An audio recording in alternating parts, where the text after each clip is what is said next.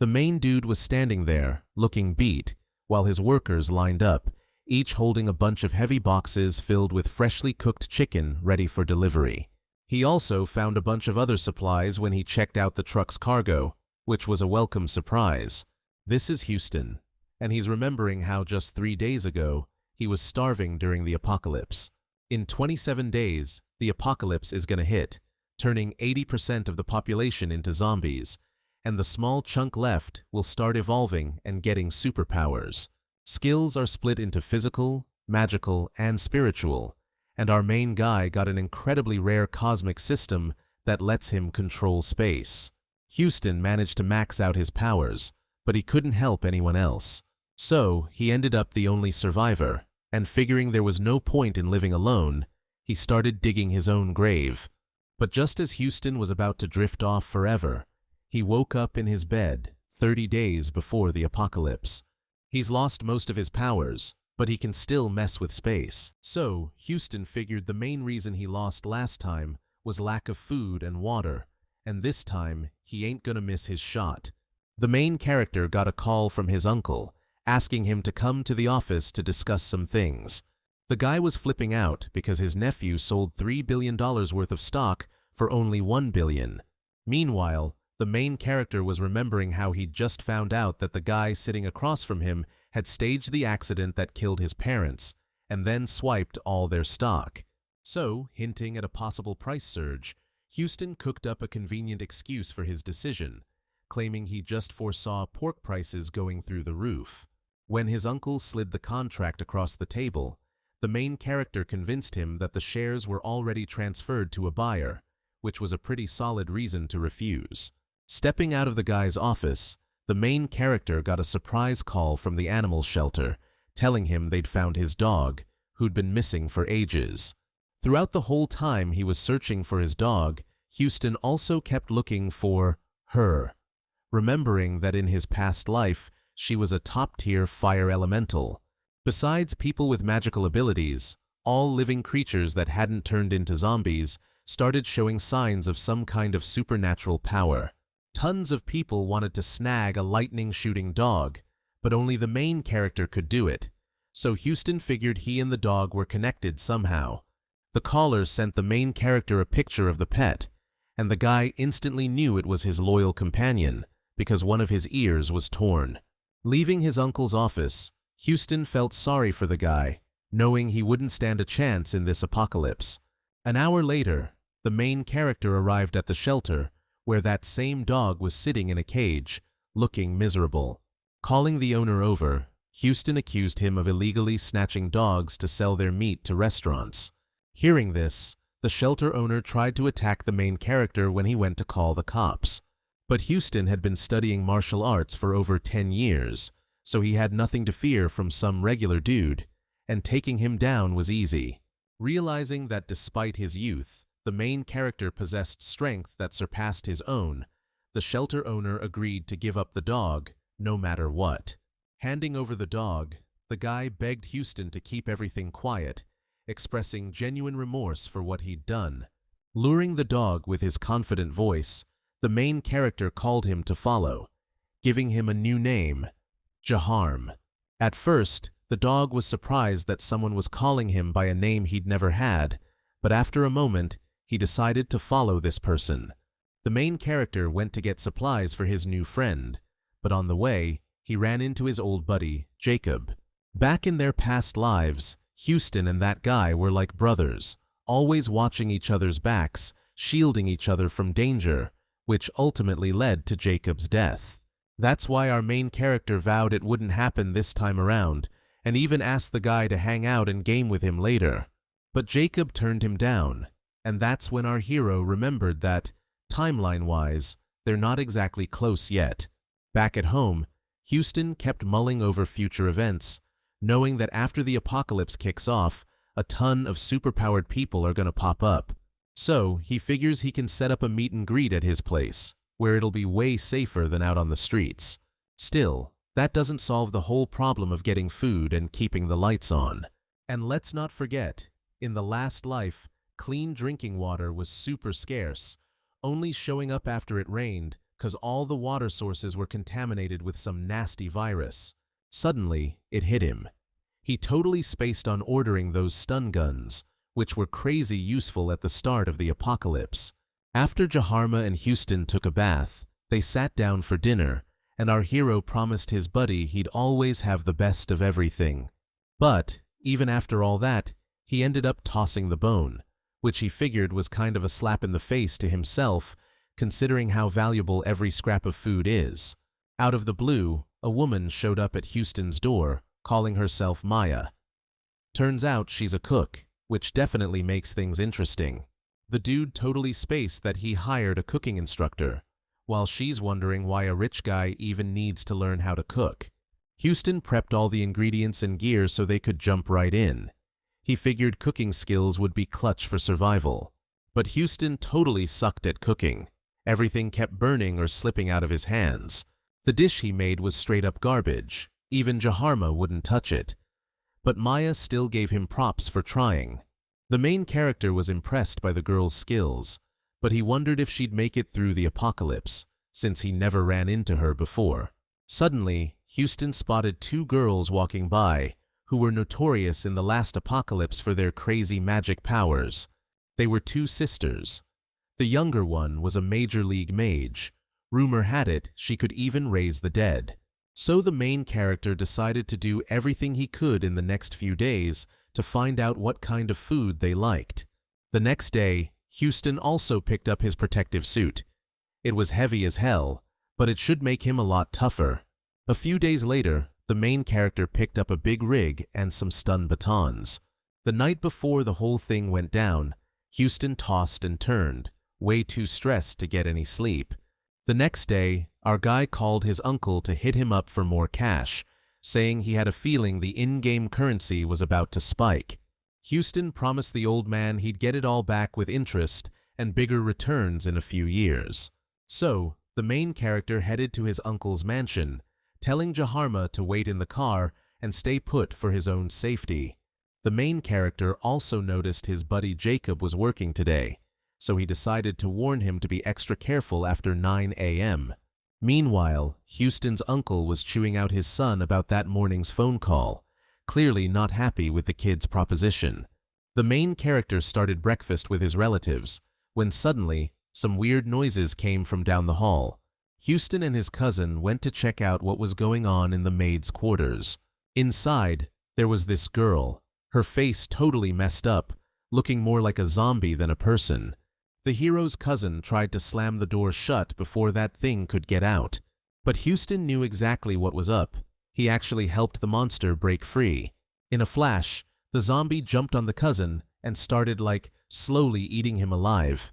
Houston's uncle came running when he heard the screams for help.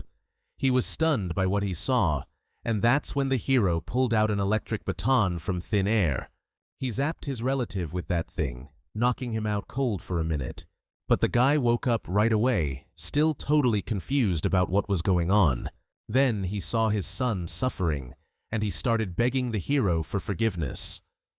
The uncle also confessed he'd been secretly swiping all the stock shares for himself. Houston already knew everything his relative was telling him.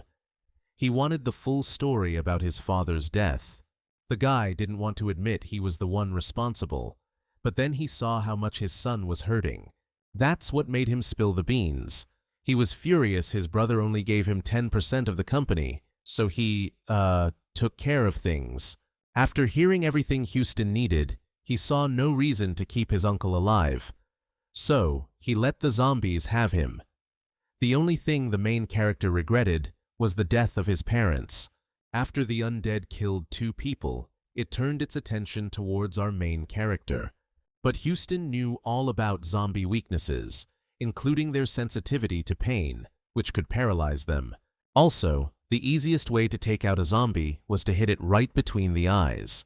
Simplest method, hands down. Plus, every creature had a crystal hidden inside, containing energy that could awaken supernatural abilities. So, in the post-apocalyptic world, these were like gold dust, letting you seriously level up your skills. The main character also knew that crystals could have different colors, unlike the magic that the creature or zombie possessed. And when Houston took down Jaharmo back then, he had a massive dark purple artifact. Meanwhile, another zombie jumped the guy. The main character was safe, though, because his loyal companion, Jaharmo, had been faithfully waiting in the car the whole time. Houston suggested his friend stay in his uncle's mansion for a bit.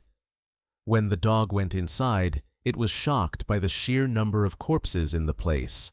While the guys were chowing down, our main dude noticed Jaharma's powers starting to awaken, but it stopped almost instantly, which means the dogs got some serious magic. The quicker and easier the awakening, the better the powers usually are. Suddenly, and even to his surprise, the main character started showing signs of confusion, because his own supernatural power was starting to awaken, flooding his mind with weird emotions.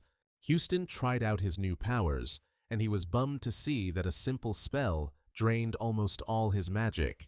In the post-apocalyptic world, powers were divided into 10 levels, plus a royal level that blew everything else out of the water.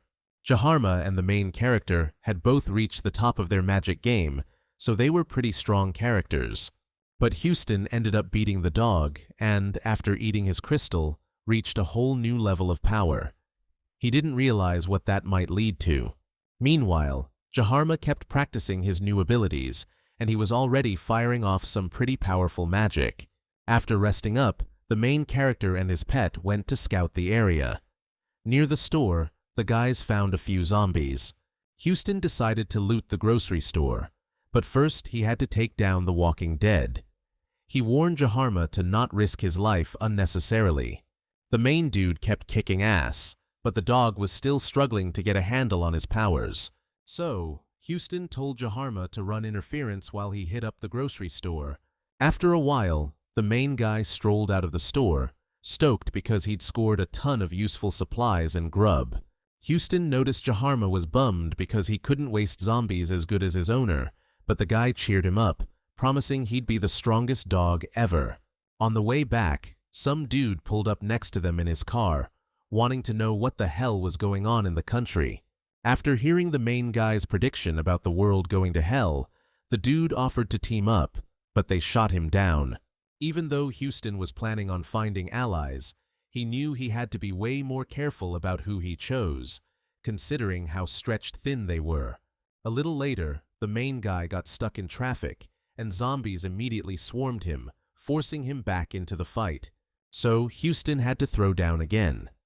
Lucky for him, he was armored up, 'cause these walkers can be sneaky, and the suit blocks the weaker hits.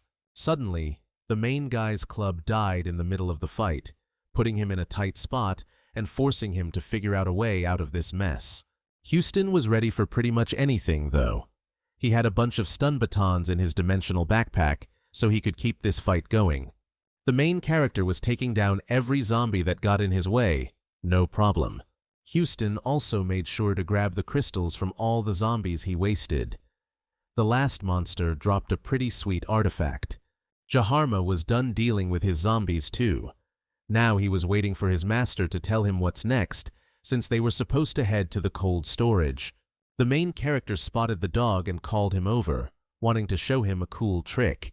Houston pulled out the truck he'd bought a few days before the apocalypse, the one he was going to use to clear out all the zombies in the complex. Meanwhile, back at their makeshift hideout, 3 people were watching the main character closely, checking out his moves and how he handled the zombies and other dangers. These guys figured there was no point in asking Houston for help, since he probably wouldn't give it. But they could try to jack his truck. The girl got the main character's attention, thanking him for helping them deal with the zombies. But it was a distraction. While she was talking, 2 guys snuck up behind Houston and grabbed him by the shoulders. Right then, Jaharma saw his boss was in trouble, so he charged towards the attackers. The main guy took advantage of the dog's distraction, giving him just enough time to grab his stun baton from his dimensional backpack. After the guys successfully dealt with the attackers, they headed out to restock their supplies. On the way back, the main character was planning to chill at home before hitting up those grain warehouses again, but he spotted a guy on the road, begging for help. Houston had one rule during the apocalypse: Don't let any kind of trouble get started. Sticking to that, the main character decided not to risk it and just drove right past, narrowly avoiding the stranger who managed to jump out of the way and save himself. But instead of thanks or understanding, the dude on the side of the road started cursing Houston for being so cold and heartless. Normally, the main character wouldn't care, but the apocalypse brings out the real monster in people, so he decided to teach this guy a lesson. Jaharma bolted out instead of Houston, ready to get revenge for his master, while the guy pulled a club from his belt, ready to take down the main character. The dog used his skills and blindsided the attacker, catching him completely off guard and making him face a fight he definitely wasn't expecting. The main dude also said Jaharma should finish off his opponent without using any powers, "'cause you gotta stay cool during the apocalypse." Back at the house, Houston noticed Jacob wasn't among the zombies, so he was stoked his rebirth hadn't messed things up too much. Thing is, he couldn't remember where he met his buddy in his past life, so he decided to use the most caveman way to find someone, yelling. Meanwhile, Jacob was hiding somewhere near the building, trying to stay out of sight of the walkers all around. The guy was about to head towards our hero, but the girl next to him stopped him, thinking the dude was nuts and would just attract more zombies to their spot. And wouldn't you know it, the noise from the fight did attract the undead, but Houston skillfully and quickly took him down, showing off his honed combat skills. Jacob was blown away by the main character's moves, totally convinced of his awesome abilities. Now he knew for sure this guy could handle anything. So, judging Houston's skill and mastery, the guy called out to him, which made the main character stop his search for a sec and turn around. But almost instantly, the main character's joy turned to disappointment, 'cause he recognized the girl next to Jacob. Her name's Jessica, and in their past life, she was a total drag on the group, always screwing them over on their runs. And Jessica was constantly messing with Jacob, making him try her water and hiding food from the team while playing the poor victim. So when she reached out to shake the hero's hand, he just walked right past her. Still, Jessica decided she was going to make Houston her ally and win him over. The girl was blown away by how huge the hero's place was. She and Jacob were starving, so Houston got some food out, but not much, 'cause he wanted to see Jessica's true colors, expecting her to get nasty. But she just silently took the bread from him, thinking to herself that there was no way that little bit was going to fill her up. After they ate, Houston suggested hitting up the store to get some supplies, and Jacob suggested just the two of them go. But the hero suggested Jessica distract the zombies so it'd be easier for them to loot the grocery store. Thing is, she wasn't exactly thrilled about this plan, 'cause she wasn't ready to risk her neck. So the hero gave Jessica another option. She could help Jacob gather the supplies in the store. So this girl wasn't digging that idea either. She thought everyone should be looking after her because she's a delicate flower. Jessica's response? She could clean the house instead. Houston's last offer was for the girl to sample the tap water, just to check for any possible contamination. But that freaked Jessica out even more. She didn't want to be a guinea pig. Instead, she suggested Jahar try the water. Hearing that made the dog lose it. He lunged at Jessica, but she blocked him with her backpack. During the jump, Jahar ripped the bag, and everything inside spilled out. There was a ton of food and water in there, so the main guy didn't hesitate to grab some for himself and offer the rest to Jacob. The dude was floored. Jessica had been playing him the whole time, and he was out here risking his neck for her. But the girl kept insisting she did nothing wrong, saying it was a reflex because she went hungry as a kid and learned to value food. The main guy was blown away by Jessica's story. He promised her that after the supply run, he and Jacob would replace everything they ate. Deep down, the girl knew Houston was right. She couldn't afford to be on bad terms with her saviors, because they were her last shot at getting out of this mess. So Jessica apologized to the guys again, all to keep her spot on the team. Before leaving, the main character asked Jaharma to bring some zombies to the house, because he had a plan to expose the girl. After that, Houston pulled out some garlic. The most fun part of the evening was about to begin. The main character came out to the guys with 2 bowls in his hands. His teammates smelled the garlic coming from them. Houston said that he'd seen in a movie that garlic helps ward off zombies, so they could douse themselves in the juice to increase their chances of survival. However, this was just another one of the main character's plans, since in reality, garlic only attracts the walking dead even more. The guy was curious how Jessica would react, so Houston poured 1 bowl of garlic juice on himself and offered the second to Jacob, since they were the ones who were supposed to be fighting the zombies. But the guy, despite Jessica's past misdeeds, didn't want her to get hurt, so he was thinking about what he should do in this situation. But before Jacob could grab the bowl of garlic juice, the girl poured it on herself, hoping to save her own life. The guy was completely done with Jessica, since he wanted to give her that bowl of so-called life-saving liquid. So, the main character just got another confirmation that this chick's rotten to the core. He straight up told her that garlic smell attracts zombies even more. Jessica was floored by that betrayal. Meanwhile, Houston managed to expose the girl's true colors. Hearing some sketchy noises, our hero pulled a hazmat suit for Jacob out of his magic backpack. He told the guy to hide in one of the rooms, 'cause right now he'd just be dead weight in a monster fight. Jessica couldn't figure out why the main character was so down on her from the get-go. She fought tooth and nail to survive, but nobody felt like helping her out, 'cause everyone was convinced Jessica had brought this on herself. After the fight, when Jacob came out of hiding, he felt bad about the girl's demise for a bit, but the main character calmed him down. After Houston cleared the area of unwanted guests, Jacob asked the guy to go restock at the store.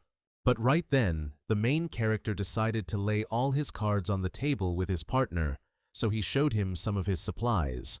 Houston asked Jacob if he'd noticed any changes in his body, hinting at possible signs of, well, you know, what he himself was feeling. The guy said he had a splitting headache earlier, but then he suddenly felt like 10 times stronger. Then the main character explained that his power magic had awakened, while Houston himself had spatial abilities. The main character decided to show off his newfound skills, which totally impressed Jacob. Houston also said he had a feeling that he and his partner would become best buds, and the main character thought that sounded way better than the original story.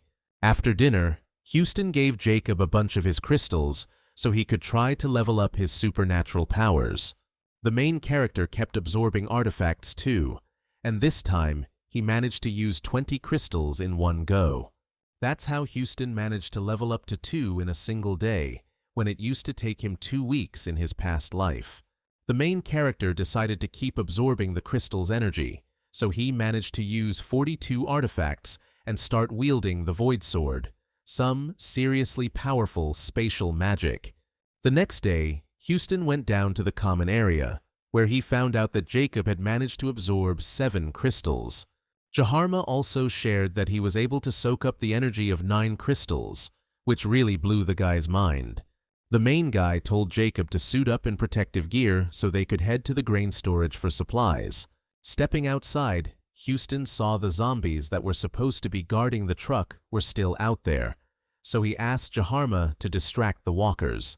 Jacob griped that even the dog on the team was more useful than him, but Houston reassured him. The guys drove to the grain storage in the truck, running into a few zombies along the way that they had to take care of to keep the trip safe. Houston figured all the supplies were stored in the basement and that there might even be survivors down there, so the guys opened the basement doors first. But as soon as they got down the stairs, they found completely stripped human bones, which gave them the creeps and a bad feeling.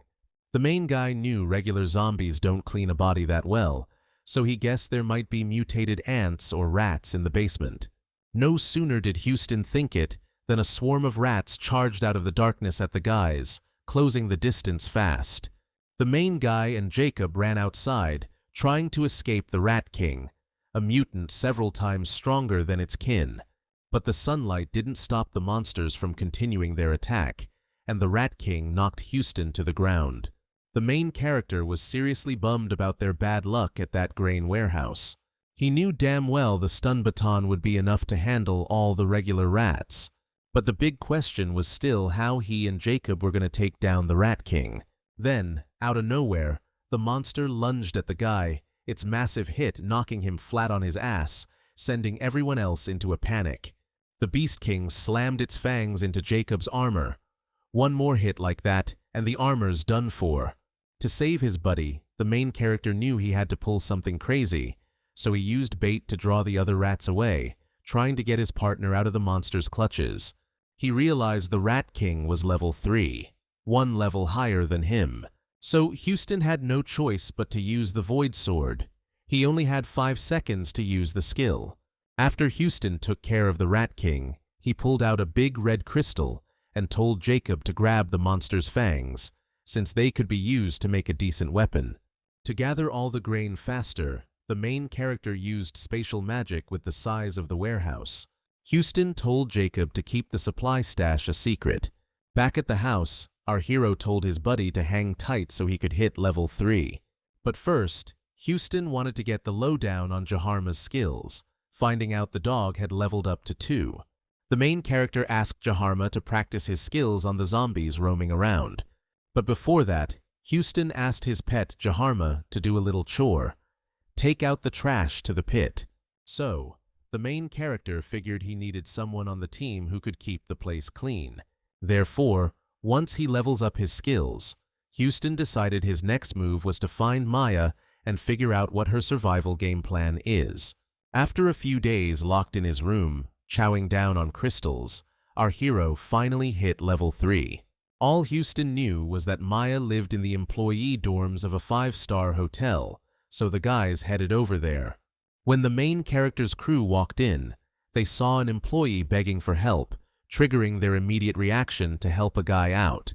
Houston was ready to deal with the zombies, but after that, he wanted to find out where Maya was. The hotel worker pointed out the last place he'd seen her, saying she'd been invited there to work as a cook. So, the main character decided to bring the guy along with him to show him the way. Meanwhile, in one of the rooms, the hotel manager and some VIP guest were trying to kick Maya out of the safe room. But the girl didn't want to leave, 'cause outside, she'd probably face a nasty, agonizing end at the hands of the zombies. Another big shot in the restaurant biz was convinced Maya had to go 'cause there wasn't enough food for everyone. Working together, they managed to get the girl out of the safe room. Maya was immediately face to face with reality, and a bunch of zombies were ready to pounce on her. But then, out of nowhere, someone came to her rescue, and she was safe again. It was Houston. He showed up specifically to help Maya, all so she'd become his cook. The girl was super grateful to the hero, but they still had to deal with the zombies closing in. Jacob took on the job of wiping out the undead, and his electric baton made it a piece of cake. Seeing that the hotel was completely clear, the staff and guests finally came out after being locked down for 5 days. But the hero didn't even acknowledge their thanks. He was way more worried about Maya's condition. The big shot who wanted to kick the girl out of the safe zone promised Houston a huge payday after the apocalypse was over. But instead of a thank you, the guy just got a fist to the face from Jacob for being such a jerk. The hero decided he wasn't going to help these people. He'd tie them up, and their survival would depend on pure luck. The big shot was furious that Houston would dare treat him like that.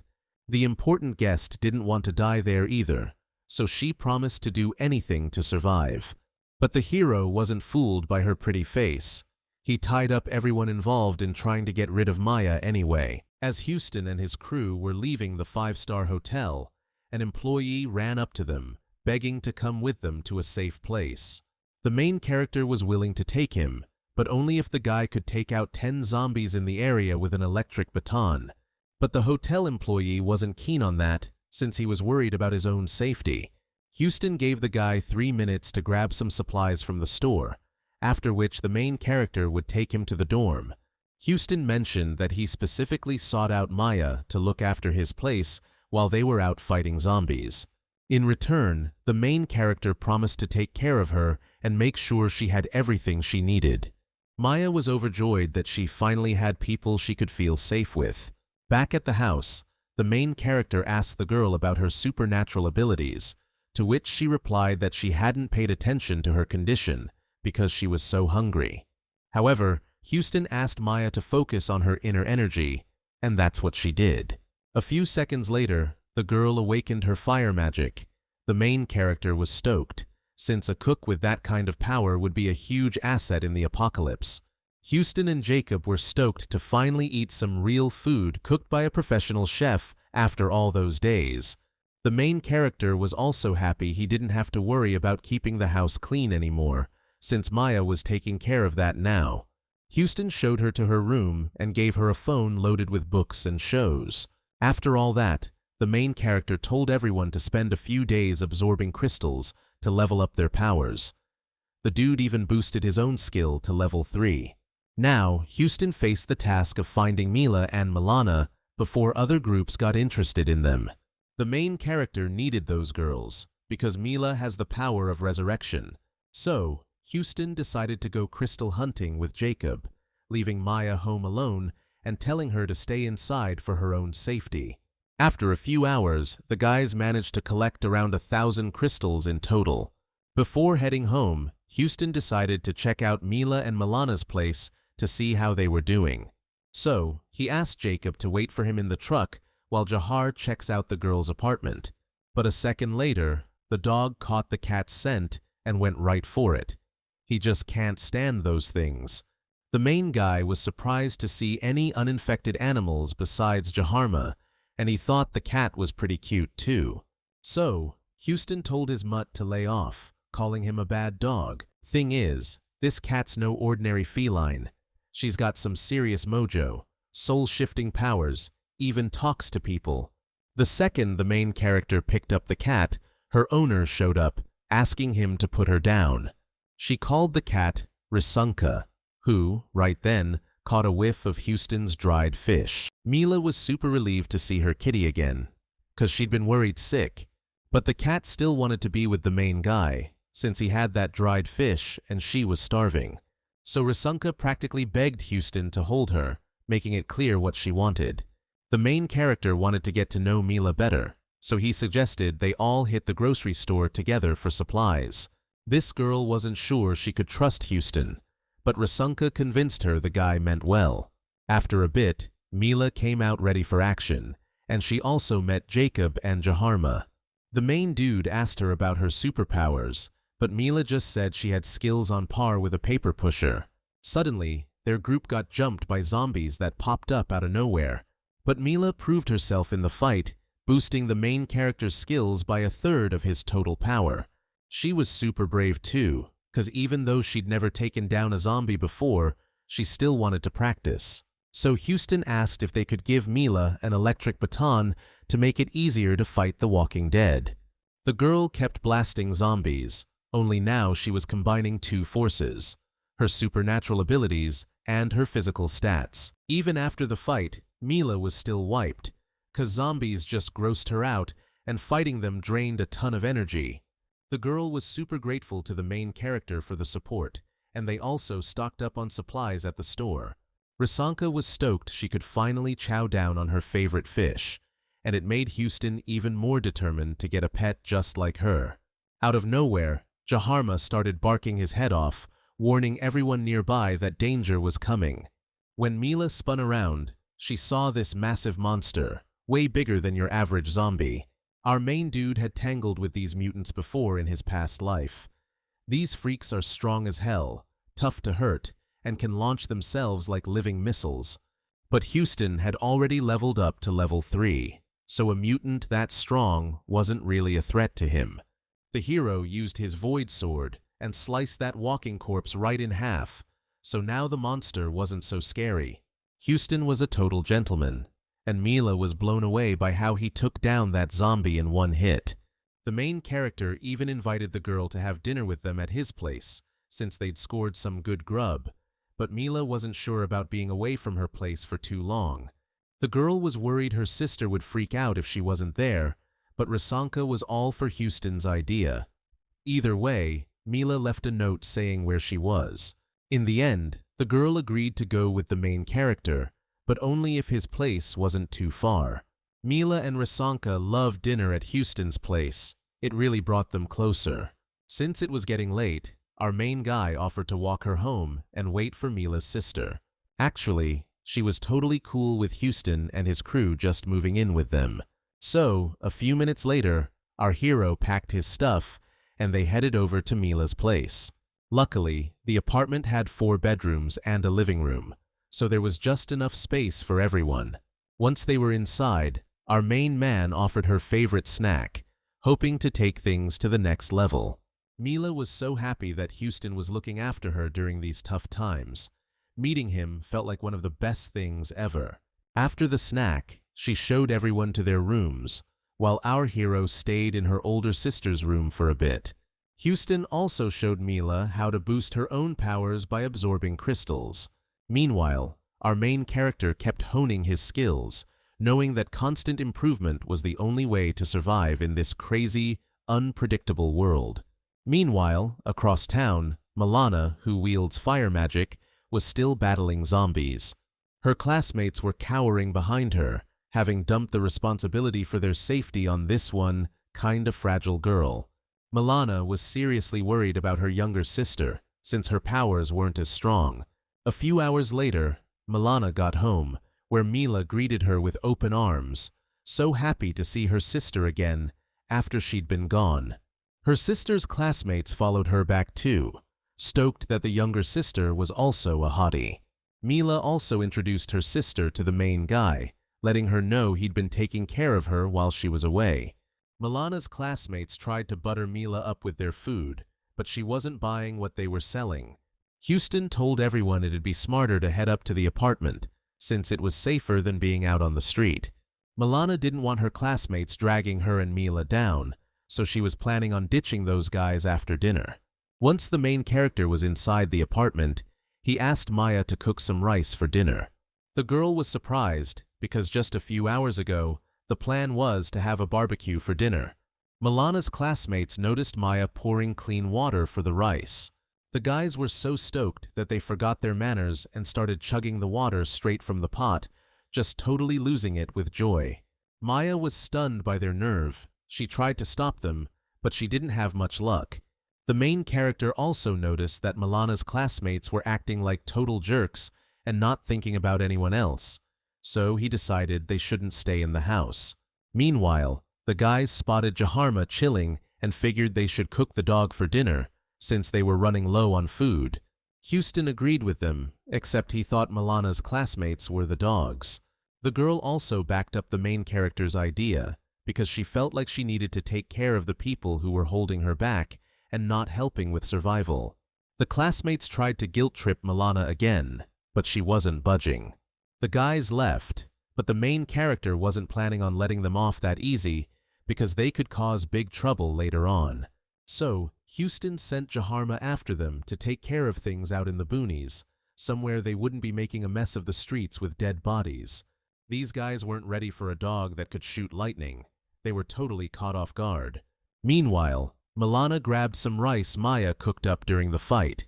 She promised to work it off on their next run. But the main guy surprised her by not asking for anything in return. On top of that, he ordered Maya a bunch of fancy dishes for dinner. Later, Houston asked Millie to talk to him alone. He had something he needed to discuss. The main character started by telling her she was lucky to have him, because he's the only one who looks out for her like this, making sure she's fed and safe.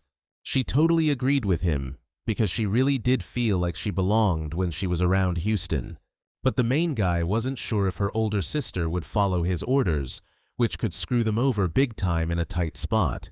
So, Houston asked Millie to play along with him during dinner, for the good of the group and their safety. All the while, Milana was floored by how much the main character was throwing around food. The girl approached Houston, trying to convince him they didn't need to cook so much food, that stocking up for the future would be better. But the main guy said they had to celebrate the sisters' reunion, even though the table was only set for 4. Milana was surprised she wasn't invited to dinner, while Millie silently begged her sister to keep it down. Houston said only people who were willing to acknowledge him as captain could eat his food at the table. Everyone except Milana agreed that they were ready to follow the main character anywhere. Houston told the girl she could join their meal if she agreed to listen to him. But Milana saw it as a setup and didn't want to debase herself before the main character, so she went to her room hungry. But when the girl entered the room, she found Houston's things there, which upset her even more. Milana agreed to let the main character keep his room, since he'd taken care of her younger sister. Millie also told her she could take a shower, just not to drink the tap water.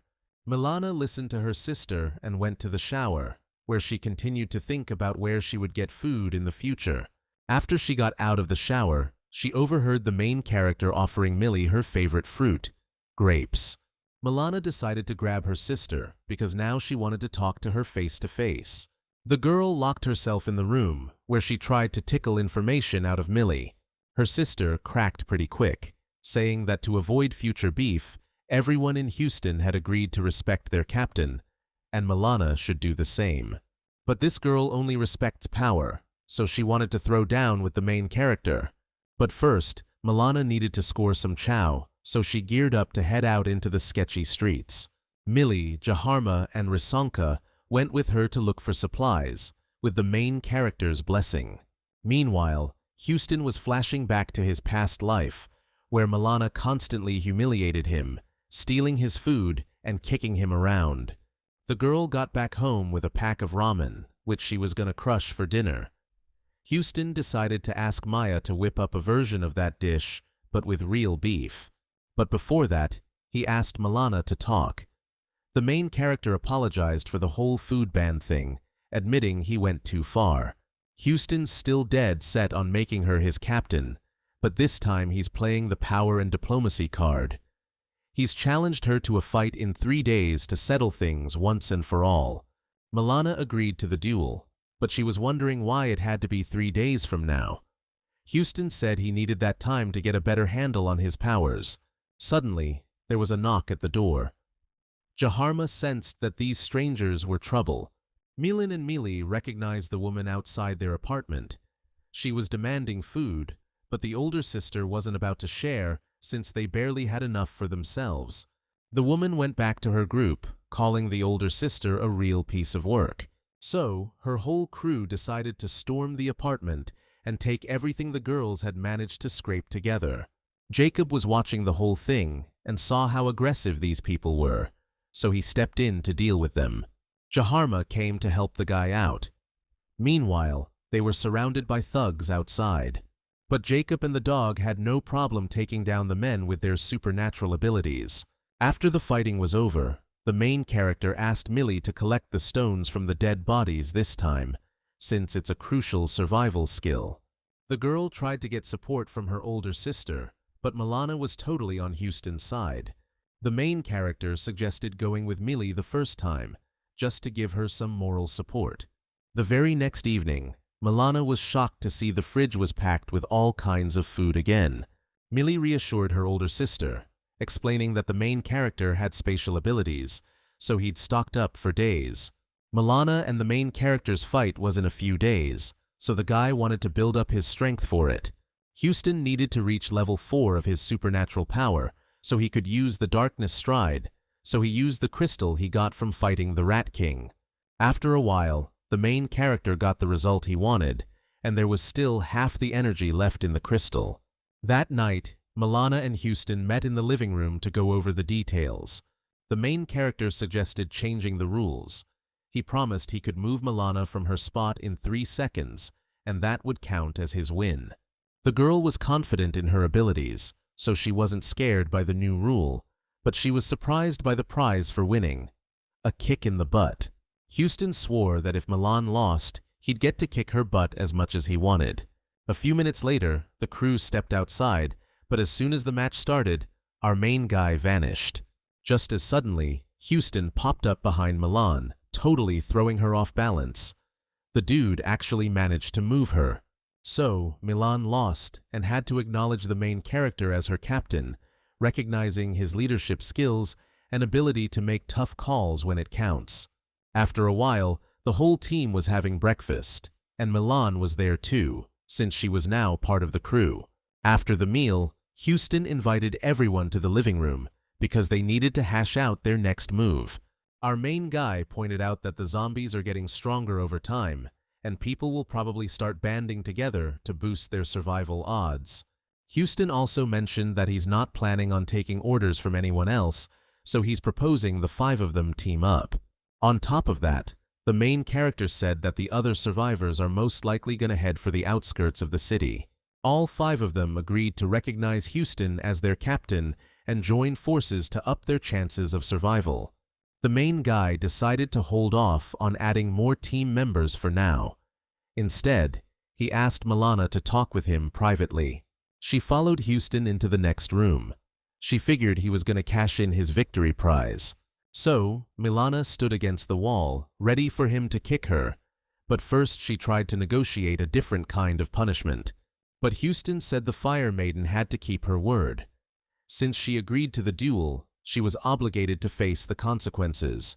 Milana finally got into position, making it easier for the main character to hit her.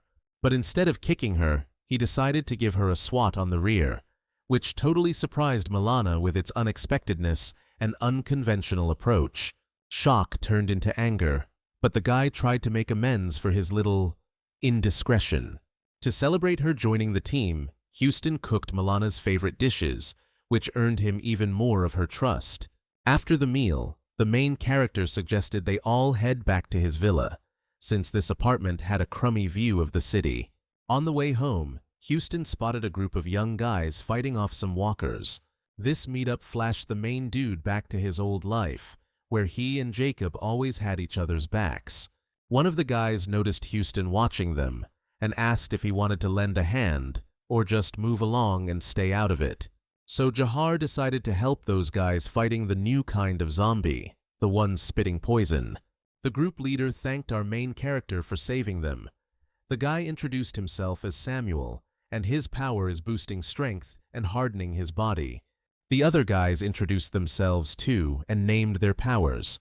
One had ice magic, and the other could generate lightning. And the last guy, Carl, said his power was controlling the earth. Turns out, these guys were security, so our main character suggested they team up, with him as the captain, naturally. Samuel was down with those terms, since Houston saved their hides.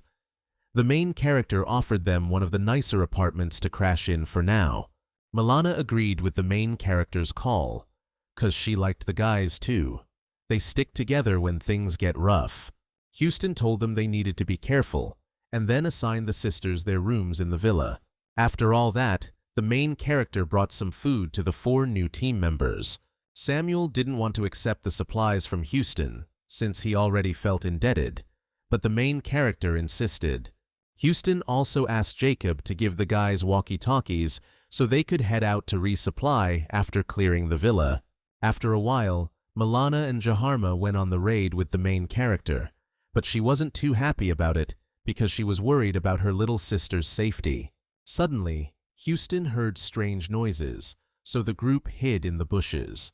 Another group, consisting only of women led by Karina, also came for supplies. In his past life, the main character had met this girl.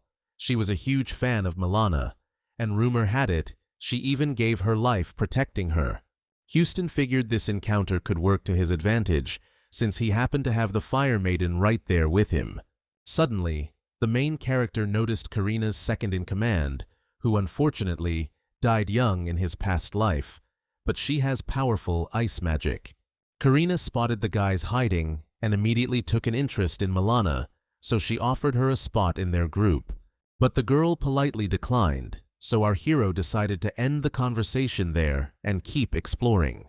Karina didn't like any of this. She thought Houston was a cold, arrogant jerk, so she decided to show Milana his true colors. A few hours later, Karina met up with our hero to talk about a joint mission. She wanted to team up to grab supplies from the nearby mall, which was guarded by a ton of zombies. But our hero played it cool, pretending to be weak, so he turned down Karina's offer. That's when she decided to put her backup plan into action, because she was still determined to expose Houston's flaws to Milana. Meanwhile, our hero sensed Karina was a threat, and he wasn't about to let her push him around. Karina knocked on the door of her buddy, Philip, who she'd known for a while. She asked him to do her a solid and lead some zombies to the hero's villa, hoping to expose Houston's weakness. In return, Philip asked Karina for permission to join her group after he successfully completed the task. Just a few hours later, the dude used his crazy power to lead a bunch of zombies back to the house. But then, bam! He realizes the mansion he's running to belongs to the main character. Calling Houston his bro, Philip gets ready to lure the Walking Dead away from the place. The main character remembers they crossed paths in a past life, and Philip often had his back, but sadly, he bit the dust on a run. Back at the main character's place, the dude apologizes again, straight up saying he didn't know he was heading to Houston's house. A few minutes later, a truck engine roars, followed by some zombies that sounded like they just seriously leveled up. Right then and there, one of the walkers showed off his supernatural skills. Fire magic ignited the truck, totally freaking out the girls inside. Karina yelled for everyone to bail out of the truck ASAP, while she tried to use her summoning magic to conjure up some weapons. But the souped-up zombie kept coming after her, so she shoved one of her underlings in front of her, basically throwing her to the wolves. The other girls noticed Karina's ruthlessness, and her behavior really shook her standing in the group. The main character was also bummed that the blonde turned out to be such a stone-cold operator, so he stepped in to stop her from going too far. The zombie chasing Karina finally caught up and tried to beat her to a pulp. The main character was impressed by the female group's second-in-command, who showed real grit and kept her cool under pressure, trying to protect the people who depended on her. That's why Houston decided he couldn't let a girl like that bite the dust in this fight. But after the battle, Cleopatra showed her vulnerable side.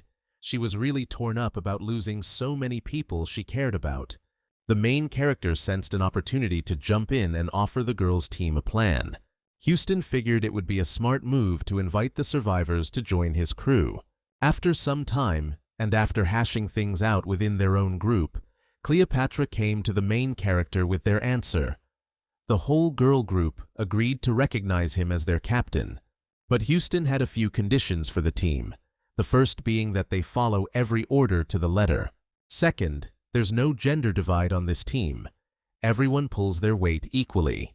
And third, if you're looking to continue the team's legacy, you gotta find someone within the group, or they gotta join the group. The girls got a little flustered hearing that third rule, but after talking it over, the team agreed it made sense.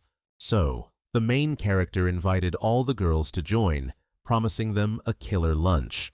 After chow time, Houston checked out all the newbies' powers. There were 6 with strength magic, 4 with fire, 2 with lightning, 4 with ice, 2 with earth, and 1 with nature. The main character was also intrigued by another girl who had fire magic. Houston gathered a squad of guards. He wanted to head out on a supply run with them. The main character also wanted to train his team, so they could learn to work together. Jacob was supervising some of the girls, teaching them strength magic, but unfortunately, the magic users kept missing the zombies with their attacks. So the main character was a little bummed with the results, but he still praised everyone for their hard work. The girls found some bottled water at the grocery store, and Houston said everyone could have 2 cans each. Millie, who was on that run too, was reminded again how grateful she was that the main guy showed up in her life. So, that night, she decided to tell Houston how she felt and went to his room. After working up the courage, Millie finally asked the main character to be her boyfriend. Houston had been waiting a long time for her to confess her feelings, and he reacted positively to her words. Just then, Milana heard weird noises coming from the main character's room, but Jaharma started barking at her, telling her to stop. So, she decided to just ignore whatever was going on, because she trusts her little sister, and if Millie made this decision, then she hopes she'll be happy. The next day, a couple of people in a car pulled up to the main character's house, drawn in by the delicious smells coming from the villa. They looked like they could be related, but what those guys really needed was clean drinking water, so they were ready to trade their food for the supplies they needed. The guy was about to move on, but the girls stopped him, wanting to ask the main character if he was recruiting any more people for his team. Houston didn't lie. He told the guys to gather 10 crystals, using only their own strength or any weapon, except the vehicle. The older brother felt like the main guy was trustworthy, since he'd managed to get meat for so many people, so they decided to collect even more crystals to prove themselves. After a while, the guys brought Houston the required number of crystals, so the dude happily accepted them onto the team. The main character asked them to name their superpowers. The older brother said he could amplify his strength, and his sister was a sorceress. Hearing that, Houston didn't believe it at first, but after seeing the proof, the main character was stoked to have someone with dark magic on his team. The next day, Houston was leading another op in a new part of the city, packed with people and zombies. The team, a big group, fought the zombies. Some of them distracted the walking dead. Meanwhile, the other team members were scavenging resources from the nearby stores. Jacob was in charge of that part of the group. After checking out all the buildings, the main character suggested the rest of the team deal with the remaining zombie survivors. Millie approached Houston because she wanted to suggest checking out the restaurants in the area for any trouble spots. He thought it was a good idea. Meanwhile, the main character noticed a ton of people from the neighborhood were watching their every move. The locals had a request for Houston, but he refused, so they came out to teach him a lesson. One of the loudest guys was being a real jerk to the main character, stuck in the old ways, thinking young people should just obey their elders. Houston was way more modern, so he had no problem laying a smackdown on the rude dude. Then the main character's crew showed up to back him up, just as the locals started giving them a lecture. Pretty soon, other players jumped into the fight, looking just as shady as the first bunch. But Houston instantly recognized the commander as a buddy from his past life. They'd fought together for a while and always had each other's backs. The guy thanked the main character for helping them deal with the locals, saying they were too tight-knit to handle. The guy said his name was Henry, and he offered Houston and his team the chance to clear out the whole block. But first, they had to take down a mutant zombie. This monster attacked when there were a lot of people around, and it tore one of their guys apart. Finally, they managed to find the monster's lair. Henry said our main guy's got connections, so he wants to hit him up for help clearing out a mutant. As a reward, he's offering 150 kilos of rice and 5 water tanks. But to Henry's surprise, Houston only brought Jaharma on the mission. Still, he told him not to underestimate his pet. Millie wanted to tag along with the main character, but Houston asked her to wait with the rest of the group. On the way to the monster's lair, Henry tried to discuss a plan for catching the mutant, but Houston was confident Jaharma could handle it solo. Entering the building, the guys noticed a nasty stench coming from one of the rooms. Jaharma immediately burst into the room and started fighting a zombie mutant, who totally wasn't expecting company. The dog was definitely quicker than its opponent, so it had the upper hand. Henry was blown away that Jaharma was stronger than his whole team, and the main character demanded the reward for completing the job. The guy didn't try to weasel out of it and gave the food to Houston. Henry also suggested their teams join forces to help each other out in the future, but the main character didn't want to form an alliance. In his head, he was already scheming to bring even more people under his control. One of Henry's guys suddenly came running with bad news. One of their team got messed up in a fight. The main guy decided to help out too, so he grabbed Mila to use her special powers. She's leveled up enough that she can heal even gnarly wounds now. This whole thing just made Houston look even better, so as he left, he told Henry to think about his offer again. Henry didn't hesitate. He told his team to take Houston up on it, because he saw him as a real leader. Just a few minutes later, the whole group was at the main guy's place. Houston welcomed them aboard, after laying down the ground rules. Meanwhile, some thugs were robbing a house and roughing up the owner, demanding to know where he was hiding more food. Samuel and Carl were guarding the place, and they spotted a group of aggressive guys heading their way. The guys were arguing about whether to take on a fight they'd probably lose, or wait for the main guy and the rest of the team to get back. Lucky for them, Houston wasn't far from the villa, so he spotted the gang coming too. The leader of this crew. Turns out he's Jessica's dude. Seriously, this town is way too small. But instead of throwing down with Houston's crew, these thugs decided to keep on moving. They saw our guys got a serious crew backing him up.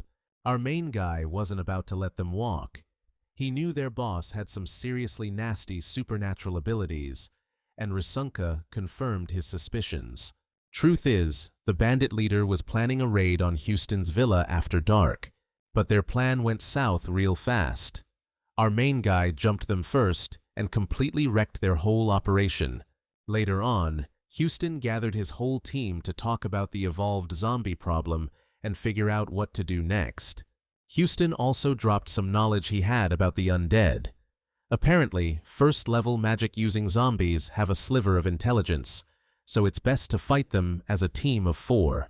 Our main guy asked Milana and Cleopatra to try and attack him to show off his spell-dodging technique.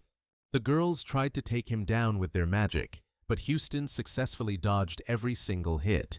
Our main guy said seeing the spell itself is tough, but predicting its trajectory is totally doable. You just gotta break down the gestures. Houston told everyone to split into smaller teams, and after a little training, they'd head out for a real zombie fight. The next day, part of the team went on another raid, where the main character saw a group of people beating the crap out of some others. Turns out, these people were close friends of Mila's, so Houston was even more interested in saving these randoms. At the main character's request, Jacob and Milana jumped the attackers, catching them completely off guard. The rescued people were super grateful to the main character. It was a father and daughter. Mila's friend, Rosa, asked Houston if he was still taking people into the group. He was cool with it, but on one condition. They had to follow the group's rules completely. Later, during lunch, Rosa asked Cleopatra why Mila wasn't eating with them. Cleopatra told her that not everyone would be comfortable eating with the bosses, so they ate in another room. Hearing that really bummed Rosa out, cause she thought Mila should be helping her with everything, since they're friends. Meanwhile, in the other room, the main character asked Mila to keep an eye on the rescued girl. Even if she didn't have any useful supernatural powers, Houston would find a spot for her on the team. Suddenly, the main character got a radio call saying 10 cars were heading for the villa gates, could be 50 to 60 people. Cleopatra told everyone to gather at the entrance, but Rose wasn't exactly thrilled about joining the defense. Rose pointed at her neighbor, disagreeing with her staying out of the fight, but the thing is, she had support abilities. Mila saw the fear in her friend's eyes, so she tried to reassure her, promising to heal her if anything went wrong. But Rose was annoyed that Houston treated Mila special, thinking she was just using her looks to get ahead. Outside the complex, a pretty big crew of newcomers faced off against the main character's small group. The other team's commander asked Houston for supplies, saying they were out of food and water, and every store around was already looted. But the main character wasn't about to just hand over his food. Instead, he offered a trade: zombie crystals, 1 artifact for a pound of rice, and a bottle of water. That offer didn't sit well with the guy, because he thought Houston should just help them out of the goodness of his heart. His people were also pissed, because they were hungry and thirsty, and that meant, according to them, they couldn't fight zombies. Out of nowhere, Rose just asked the main guy to hand over all the supplies and not start a fight, saying it could be dangerous. The man, hearing her words, called her suggestion sensible and told the main guy to listen to the girl. But what Rose said pissed off Houston. He didn't think she had any right to say that, since she was eating his food and drinking his water, so he smacked her. Mila also asked her friend to be more restrained, but Rose once again accused the girl of treating her badly. Meanwhile, Houston went back to talking to the newcomer survivors. It was another group, and their leader said he didn't want any trouble with the main guy. After that group left, Houston blasted the cocky dude with his spatial magic. The rest of the main guy's team jumped into the fight too, going wild on those punks. After the brawl was over, Rose crawled to Houston on her knees, begging him to spare her life. But the main guy wasn't planning on hurting the girl, since she was Mila's friend. Still, he couldn't let her stay with the group, so he told her they were going their separate ways. Rose's dad was bummed, since now they had to fight for survival again, but his daughter convinced him that Houston would be begging them to come back later. The main character knew he couldn't let those two live. They were way too dangerous. Meanwhile, Houston found out that the guy who left earlier was back, asking if the main character was recruiting for his team. As a welcome gift, the guy handed over a level 6 crystal, and the main character wanted to know how he got it. Turns out, the guy found the crystal on a defeated monster. With this artifact, Houston could level up in just 3 days, when it used to take half a month. The main character told Henry to keep an eye on the entrance. If anyone shows up, ask about their skills, and see if they're a good fit for the team. Houston also gathered everyone on the team to tell them that anyone who's reached level 2 should keep going on missions, and Cleopatra will lead the group because the main character trusts her. He's already seen what a great leader she is. But during the mission, while fighting zombies, one of the group's guards spotted cars approaching. Lisa and the others were gathering supplies near the entrance when they got a radio call telling them to drop everything and get to safety from the newcomers. But the group didn't get away before the unknown cars pulled up on them. Liza immediately went head-to-head with those guys, because they were eyeing up the girls in her squad. But then some thug snuck up on Liza and cracked her over the head with a bat, knocking her out cold. The squad leader was watching the whole thing from his car. He knew his crew was brutal, but so far he'd managed to keep them in check. The guy told his people to back off, saying it was time to bounce before reinforcements showed up. Just then, Cleopatra rolled up on the thugs and iced one of them with an arrow from her ice bow. The guy didn't want a full-blown war, so he let her people go, just like Cleopatra demanded. Unfortunately, the girl found out that Liza had died in the meantime. That bat to the head was the end of her. Meanwhile, the guy knew it wasn't worth messing with Cleopatra head-on. He figured the best move was to find their base and hit them when they least expected it. A few minutes later, Cleopatra was reporting to the main guy about the attack during the raid. She also told him about Liza's death. Houston calmed her down, saying she did a good job as a leader. Still, he wasn't gonna let this slide. So, the main character rounded up his crew to avenge his right-hand man's death. The thugs who jumped Liza and took her out are shocked that Houston's coming back with his boys. They're all rolling deep, ready to get payback for their friend's death. The head honcho, Mike, tells his boy to call in reinforcements and get ready for a rumble. The two rival gangs are about to clash, and they're gonna find out who's really top dog. Mike's surprised Houston's got that girl with him, the one who just hit level 3, and that she's the one who ratted them out. Houston steps up and says they messed with his people, plain and simple, so there's no way he's letting them walk. The attacker thinks Houston's acting too cocky and isn't worth fighting, so he tries to talk his way out of it with a truckload of compensation. But Houston ain't buying off a murder with rice. He's offering them 100 tons of rice in exchange for their lives. Mike thinks this dude's a psycho, but he figures there's gotta be a reason, and he doesn't want to risk his whole operation. So the enemy boss is just handing over his own guy, letting Houston's boys do whatever they want with him. And the dude who killed Lisa is screaming that he was sure, and that the girl started the fight herself. Houston's not sure about just letting them tear the guy apart as a solution. He wants revenge a different way. The guy who killed Lisa is yelling that he didn't know who she was, that he wasn't the only one hitting her, and he's naming names. After that, Houston turns to Mike to make the call. The guy says he's willing to sacrifice other people for the greater good. So he suggests they beat the offenders within an inch of their lives, but try not to get their hands dirty. Use some really ripe socks. Everyone jumps on the offenders, beating the crap out of them with everything they've got. The offenders are screaming that they want to join Houston's crew and fight against their former leader. Houston tells his assistant to patch up the guys they beat so they can beat them again, and the pain is fresh. Cleopatra saunters up, says she's gonna beat down these punks with her special fan. So, Mike's staring at the corpses of his former crew, totally freaked out by how psycho Houston is. He tries to talk Houston down, saying everyone who was guilty is dead now, and they're even 'cause they offed each other's people. But Houston ain't buying it, 'cause he wasted some guys who weren't worth Lisa. Mike says he's not that easy to scare, 'cause he's killed a gazillion zombies and he's got way more guys than Houston does. Houston just thinks it's all empty threats and steps out to fight him one-on-one. Mike's shocked that Houston told his people to back off and he's gonna throw down solo. But our main dude's got a plan brewing in that head of his. Houston wants to show what he can do, and this is his big shot. Mike instantly senses danger and dives back, getting covered in sand thanks to his superpower. But Houston's totally chill, like ice water, and he still throws the punch. That hit just wipes Mike out, and his goons are screaming in agony. Houston gives a cool nod to his girl, Mila, thanking her for juicing up his attacks. Then he goes right back to absolutely wrecking the enemy camp.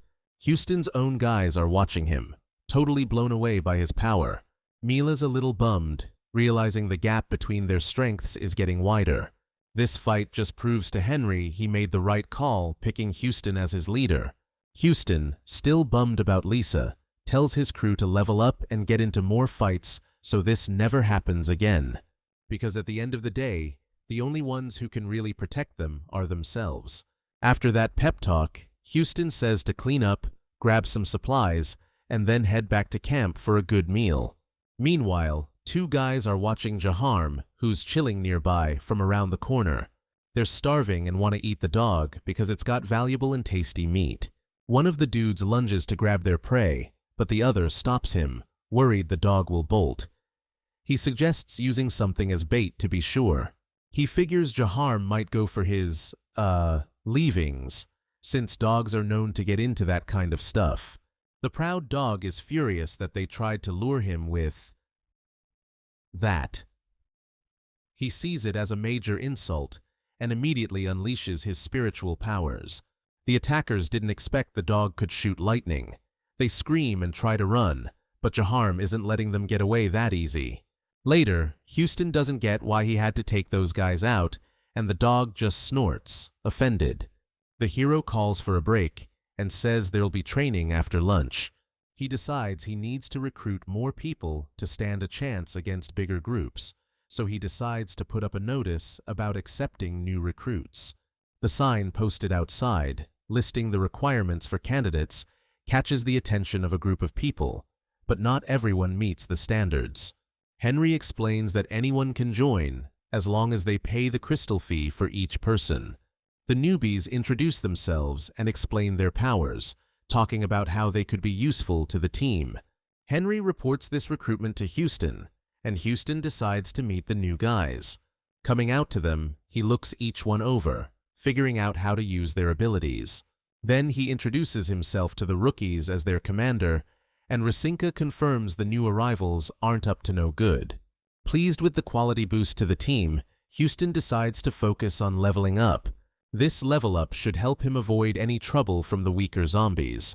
Getting a new power in just 1 month makes Houston unbelievably happy. He's already thinking about how awesome it'll be to get even stronger over time.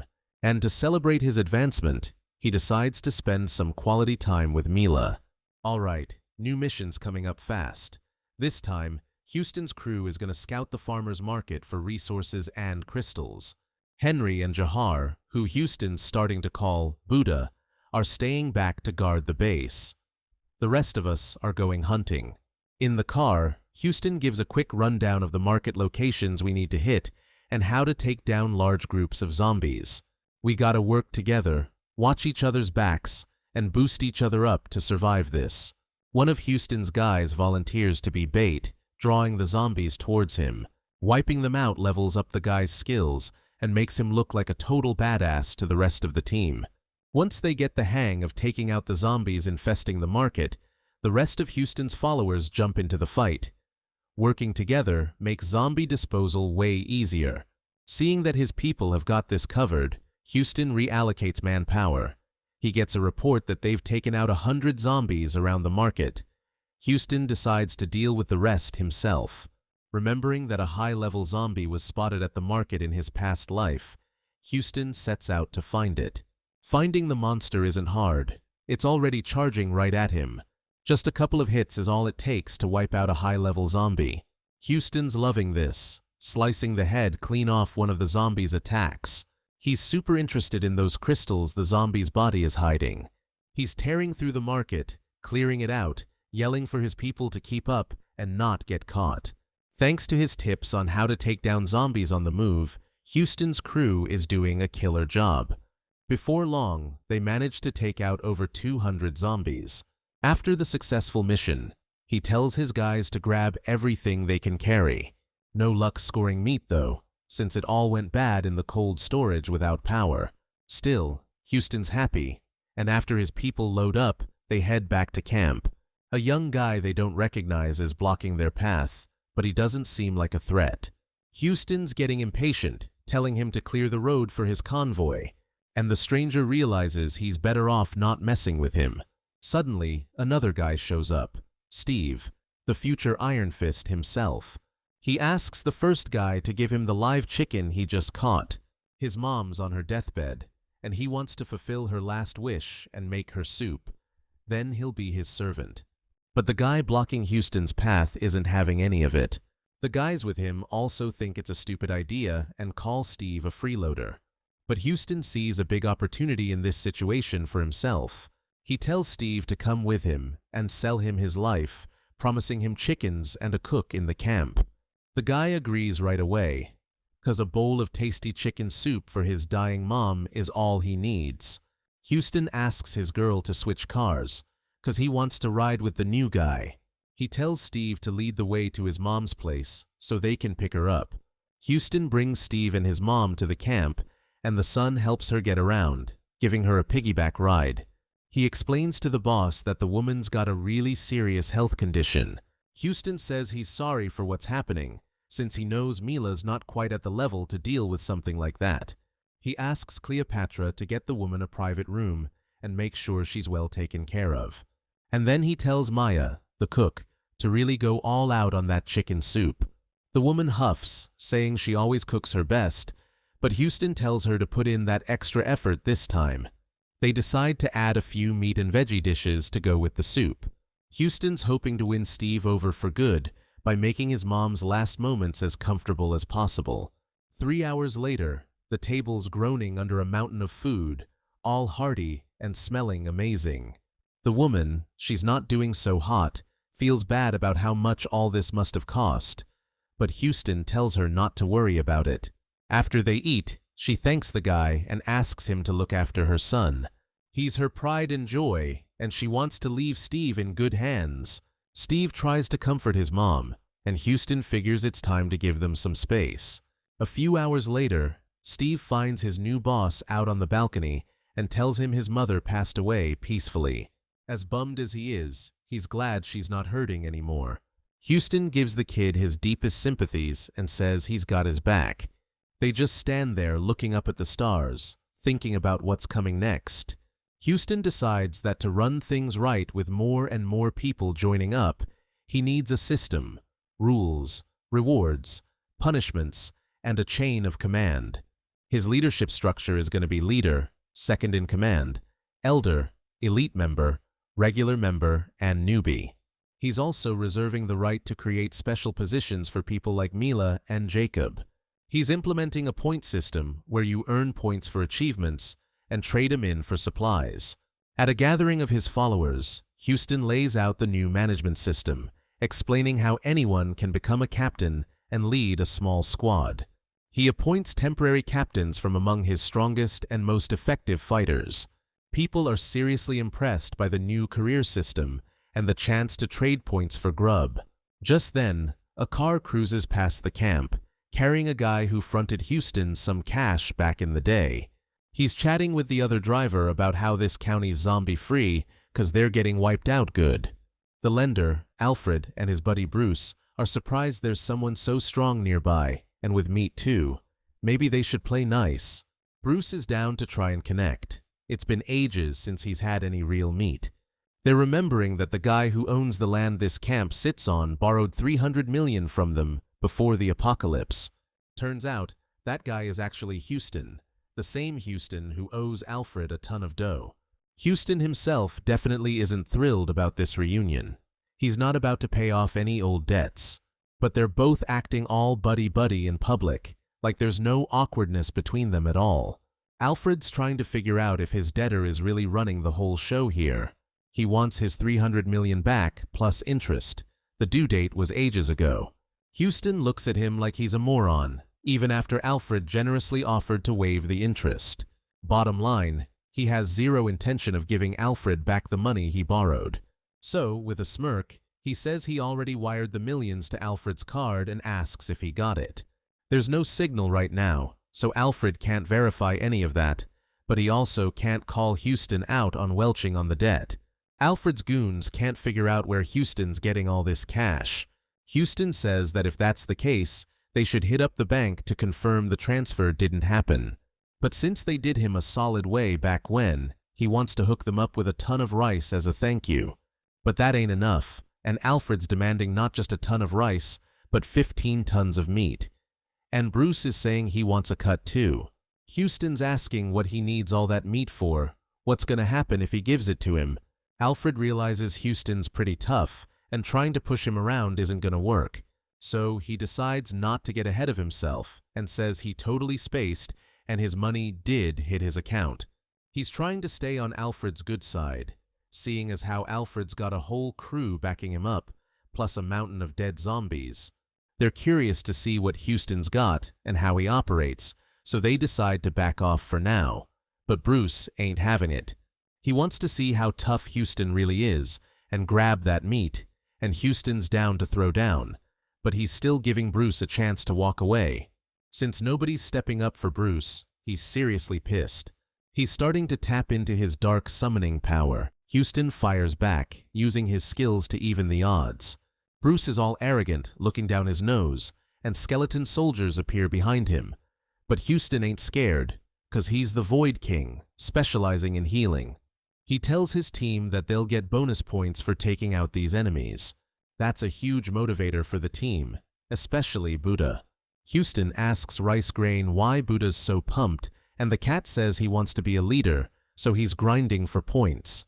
Houston's not thrilled about Buddha wanting to be the top dog, but he's not gonna hold him back, and the dog's stoked, ready to jump into the fight. Buddha's hyped that he's 20 points closer to being commander, and unleashes his Thunder Strike. Meanwhile, Milana orders the others to hold back, let the enemies burn out, and prep spells to keep them from breaking through. Bruce can't figure out what this mutt's doing, where he got all this power. Houston's not exactly thrilled, 'cause he wanted his guys to get some practice, but now Buddha's screwed up all his plans. Buddha keeps attacking Bruce, but then he takes a leak on Bruce's boot, marking it so no one else can touch it. He's super hyped about racking up points and getting more juice. Bruce, totally humiliated and marked, hits the ground next to his beaten fighters and begs for his life. He grabs Houston's legs, pleading for him to save him, saying he'll do anything. Alfred, seeing this, realizes it's a good thing they didn't jump in, while Houston's thinking about how useful this new company could be. He decides he needs to have a chat with Bruce, so he tells his right-hand man to take him to a private room. Alfred rushes over to him and apologizes for the bad stuff he did before, realizing it's better to be friends with Houston. He offers him a gun as a sign of respect. Houston just scoffs at this gift, 'cause first-level spells ain't gonna threaten him. But he decides to use the gun to scare Alfred a little. So he presses the gun against his chest and fires. Naturally, the gun doesn't even scratch him. This gun's basically a toy, just a way for Houston to show off what he can do. Stunned, Alfred hits the ground, realizing Houston's on a whole other level than he thought. Houston smirks down at him and thanks the new recruit for the present. Alfred chuckles nervously, saying Houston's power is way beyond anything he can comprehend. Houston figures they'll have plenty of time to get to know each other later on. He wants to know if any of Alfred's people have powers related to light, darkness, earth, or the elements.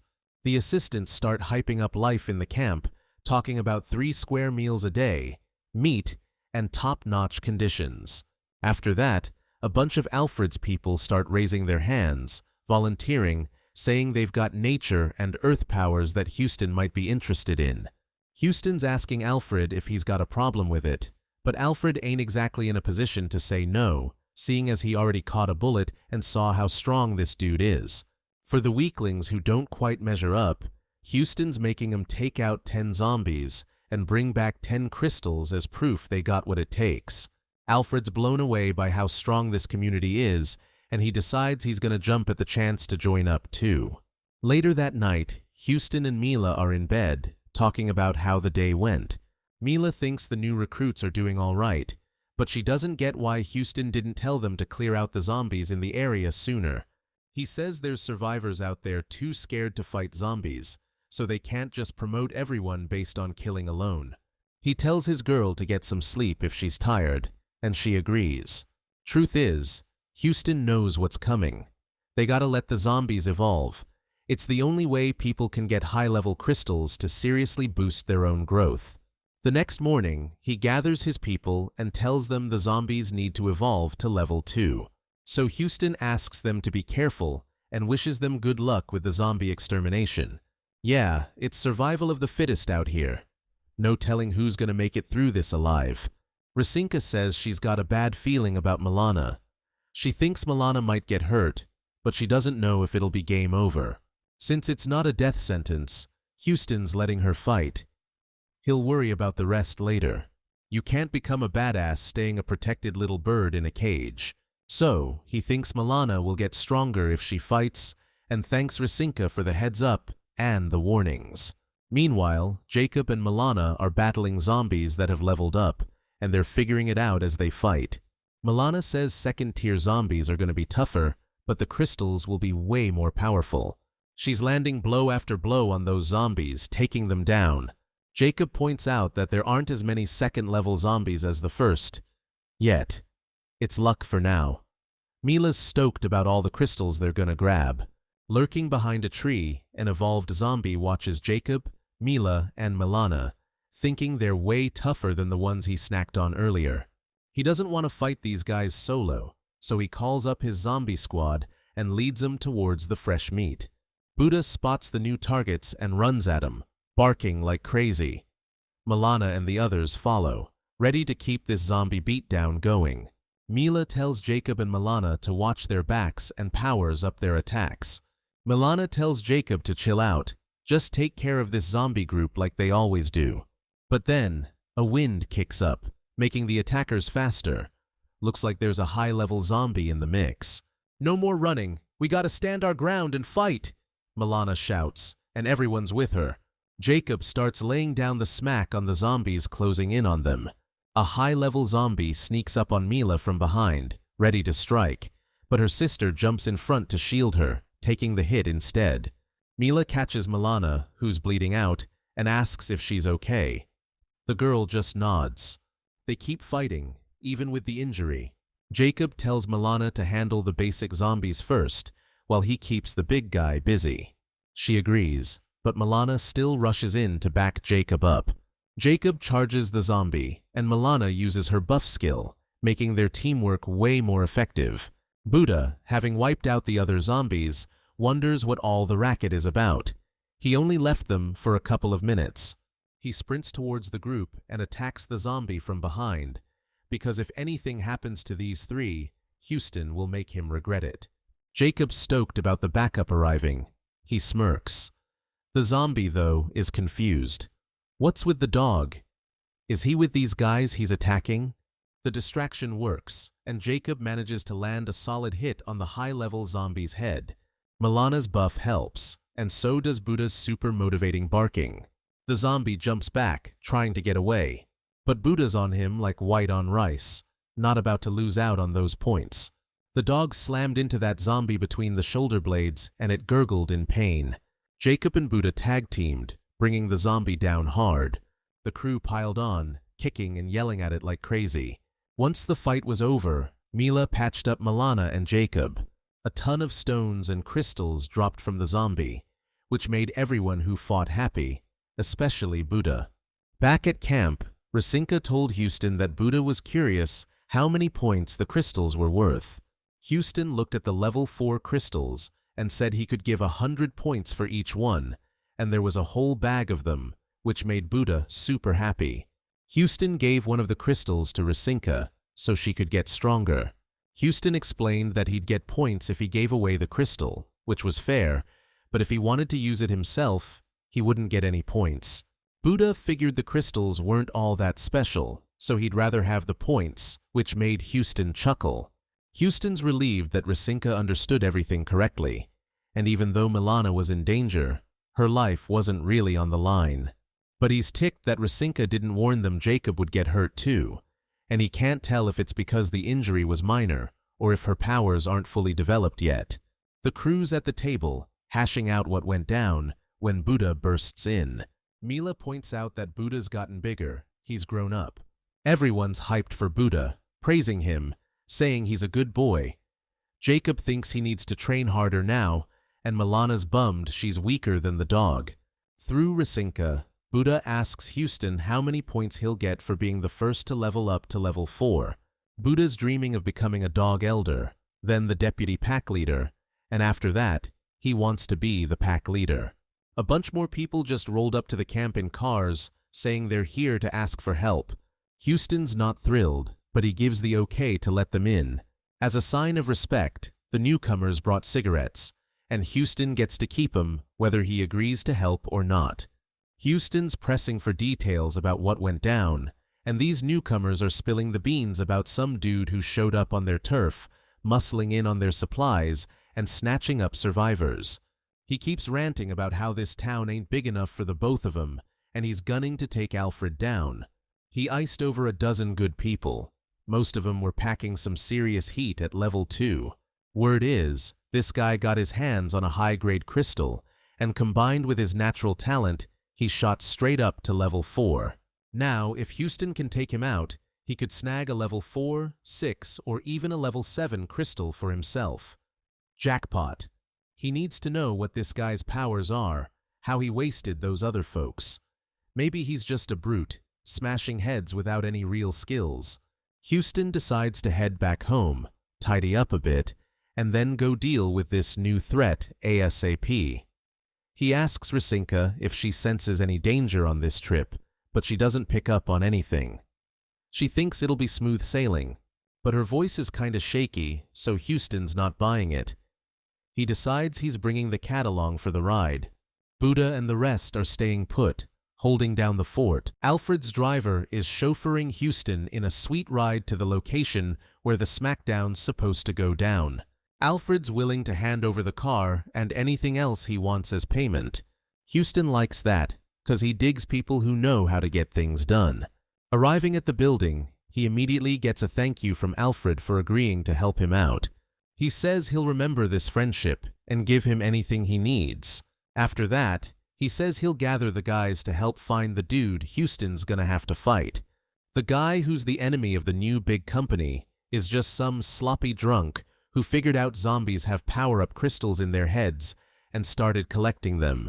Now he's chilling with the ladies and the booze, but then his follower bursts into the room and says Alfred's arrived with backup to settle things. The fat dude walks up to Alfred and says he's giving him one more chance to not completely screw things up. He was going to bring him onto the team and he stabbed him in the back. Houston sizes him up and figures if he's not at least level 7, he's got nothing to worry about. Alfred's offering up another 10 guys he managed to drag here, says if the big guy wins, he'll be Alfred's to command. He's bribing anyone who steps up to fight Fatty with a pound of sausages, if they're brave enough to throw down. Houston tells Rasinka to stay put and heads out to the brawl. But a bunch of other dudes are also after that reward, so they charge the big guy with sticks. This dude's ready to show what he's got, saying his body's like steel, impenetrable. But Houston thinks this guy's a total pushover, no sweat at all. Houston's first punch just, well, let's just say the big guy's day ended real sudden and he went out confused. Everyone's freaked out and stoked at how strong Houston is, and he's trying to find the crystal on the big guy's body, and Alfred's lackey wants to help him look. Houston's suspicious at first, figures this kid won't just hand over a crystal like that. But the kid finds the crystal and just calmly puts it right into Houston's hand. He respects and admires him too much to keep such an award for himself. He's addressing the people, telling them to listen up, because he wants to team up and clear out the zombies in the county, guarantees they won't regret joining him. Alfred thanks him for the help and offers men as escorts or some kind of gift, but Houston laughs, says he wants a gold Bentley, and gets it. Alfred's changed. Now he thinks there are a lot of advantages to knowing such a stand-up guy, because it could save someone's life at the right moment. Already in the car, Houston turns to Rasinka and asks if he liked the show they always look forward to watching with Buddha. Rasinka's watching that show on the TV that's installed right in the car. The show's about predicting the future, and Houston says Rasinka is even cooler because she can predict things off script, in real life. After that, Rasinka decides she needs to develop her abilities and better understand what's going on with Mila, and if she's okay, and Houston thinks that's sweet. Suddenly, she gets a vision that Mila's got a significant chest. Houston tells Rasinka not to mess with him and asks her to tell him what really happened. They speed towards the camp, desperate to find out what's been happening to Mila's body. And they're both stunned because it turns out things aren't as bad as they thought. Some guys on a training run stumbled into a swarm of bees. There were too many of them, and they all got stung up pretty bad. A lot of them are all swollen up now. Houston immediately rushes to his girl, asking if she got hurt, but she's okay. The girl also reports that the others don't have any serious injuries either. But she says that something is sore and swollen, so she needs some rest. Houston doesn't immediately get what she's talking about, but Mila points to her chest. His woman's chest definitely looks a little bigger. Now Houston understands what Rasinka was hinting at. The next morning, we see two young men, and one of them is knocking on death's door. They're brothers, and one of them bites it because he couldn't handle the zombie attack. So, he asks the other to head to a villa nearby for help and a fresh start. His brother's crying, doesn't get why they need crystals. He thinks in a normal world, survivors band together, help each other out for free. So, he wants Houston to pay for his brother's death. He goes to Houston's villa and brings the crystals with him. Rasinka immediately tells Houston this guy's out for blood, but Houston's clueless why he'd do that and agrees to let the kid join their crew. He takes him outside to show him around and tells Rasinka to head home. But just a couple minutes later, he smacks the kid hard across the face, asking why he wants to off him and who sent him onto his turf. The newcomer can't figure out how Houston knew what he was planning. He tries to play it cool, says he's not after Houston, he just wants to join up, but blow after blow finally gets him to spill the beans. He taps into his powers and challenges Houston to a fight. Turns out he's got a double dose of abilities. The kid's yelling it's his fault, saying he demands too much from his followers and it led to his brother's death, while Houston's living the high life. Houston sighs, annoyed, and asks why he's being blamed for everything, like he ruined it all and offed his brother. The kid doesn't want to hear it, just wants Houston to pay the ultimate price for what happened to his brother. But Houston barely breaks a sweat stopping an attack like that, and he uses his powers to shut the kid down.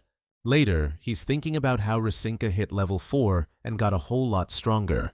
Watching the guys head off to training, he remembers what the cat said about one of them not making it back. So now he's wondering if he should tag along and keep them from kicking the bucket or not. He spots a black cat lurking in a tree. That cat pounces on one of the guys, and wouldn't you know it, it's a zombie cat. He leaps in, saving the dude from that cat. Back at the house, Rasinka suddenly feels terrible and starts coughing up blood. Buddha, freaking out, starts jumping around her and barking, trying to wake her up. She's not responding, so Buddha knows he needs to tell the boss, ASAP. He grabs Rasinka by the scruff of her neck and drags her along. Meanwhile, Houston's thinking about Rasinka's prophecies, how they're coming true, but they can be changed. Buddha races towards him, barking like crazy, trying to get his attention. Houston realizes something's gone down at the house, and he needs to haul ass after the dog. He's running, clueless about what's got Buddha so worked up. Whining, Buddha leads him to Rasinka, who's lying lifeless on the pillow. Houston checks her pulse, and her body's still warm, so she's still alive. Mila rushes in, trying to figure out what's going on, why he called her so urgently. She's totally shocked that Rice Cake got sick, and Houston's begging her to heal the cat, stat. Houston's thinking, maybe him messing with that prophecy is what caused Rice Cake's body to react like this. Mila quickly heals the cat and she comes to, reassuring her owner, saying she's okay. But this time, because the prophecy was tampered with, she was throwing up blood and passed out cold. Houston realizes you can change a prophecy, but only if it involves people close to you, and you gotta use that power carefully. He asks Buddha to spend more time with Rice Cake, says it'll make her happier, and if she's happy, maybe she can help Buddha avoid, you know, the worst. A month later, Houston's back with his team, telling them that the zombies that evolved to level 2 are still evolving, and now there are level 3 zombies popping up. Zombie evolution means they're getting stat boosts and a little bit of smarts. It's not the same as human evolution, but still, they need to find more crystals and keep training so the zombies don't outpace them. Alfred's guys are back, saying they've got news and want to get in touch with Houston. Alfred's right-hand man's here with news. Someone set up a trade fair near the station, and that's got Houston's attention. Since his goal right now is to gather and beat the best from every walk of life and build an ultra-powerful operation, the fair could be a cool place to meet some new faces. So, in 2 days, his crew's hitting the fair. They're immediately greeted by some beautiful women and their escort, asking if they're just there to browse or if they're on official business. Alfred shows up and immediately shoves the guy aside, telling him to scram. The guys head into the fair, checking out the booths, the new stalls, how the crowd's laid out, and what's going down. Houston suggests seeing if there's anything worth buying or any fun to be had at this fair, telling them to find him if they spot anything interesting. He heads off with a few guys to check out the fair himself, but he doesn't get far before he sees a familiar face. It's Lewis, the guy Steve tried to buy a chicken from last time. Some shady dude's trying to shake down Lewis, claiming his brother got sick from the chicken and now he wants money and the bird.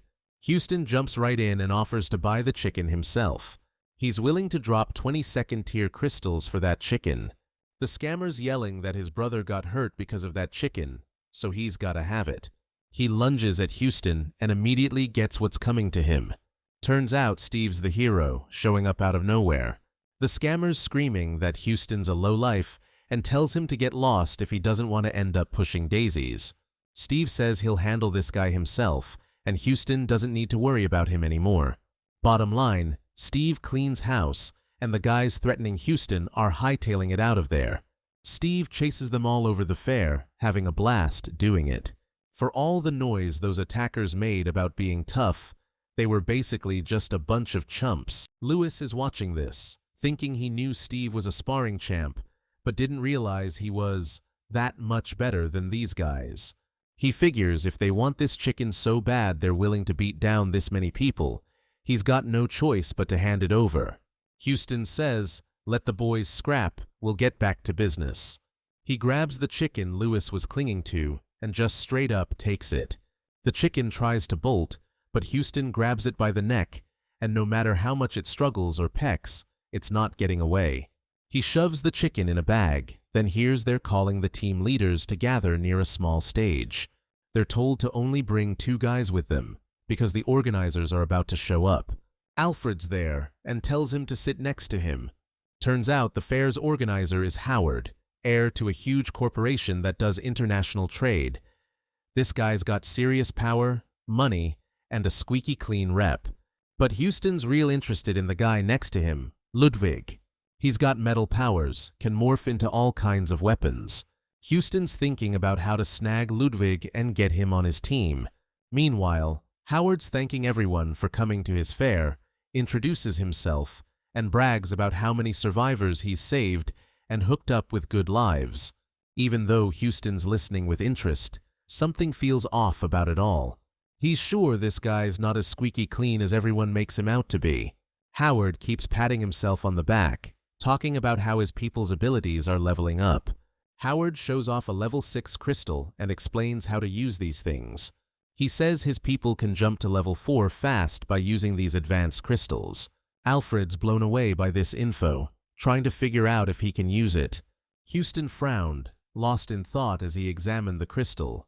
Alfred watched Houston, wondering if he'd used an even higher grade crystal to power up. Howard explained that he'd done some research on crystal absorption rates and leveling speed. Howard figured they should stop fighting each other, since surviving the apocalypse alone is a losing game, so he wants to build a big, strong team. He said any strong leader could become an elder here, and all decisions are made by a vote of the Elder Council. Houston didn't get why he needed to recruit so many people, but then shouts erupted from the crowd, praising Howard and wanting to join his community. But those who don't join will become enemies of the community, because they'll be crushed by sheer numbers. Alfred realized they were being strong-armed, plain and simple. Still, a lot of people were stoked at the chance to join a large community. Houston studied the flyer about joining Howard's community, but knew a move like this could backfire big time. Howard's sneaky tricks are enough to drive a guy to the edge, but Houston never heard of Howard in his past life, so he probably just faded away. After that, Houston could grab Ludwig and bring him over to his side. Alfred's crew says Howard's too cocky, relying on his strength, not taking them seriously, and wants to throw down. But Houston's not gonna bite. 3 new guys show up at Houston's company, looking shady as hell. Houston figures they're probably plants. Honestly, these guys aren't even trying to hide it. They practically scream spy. The hero decides to get Rysenka to vet them and takes them back to his place. He's driving, thinking about how crazy the day's been, but near the road, he senses this interesting energy coming from a girl with a natural superpower that enhances seeds.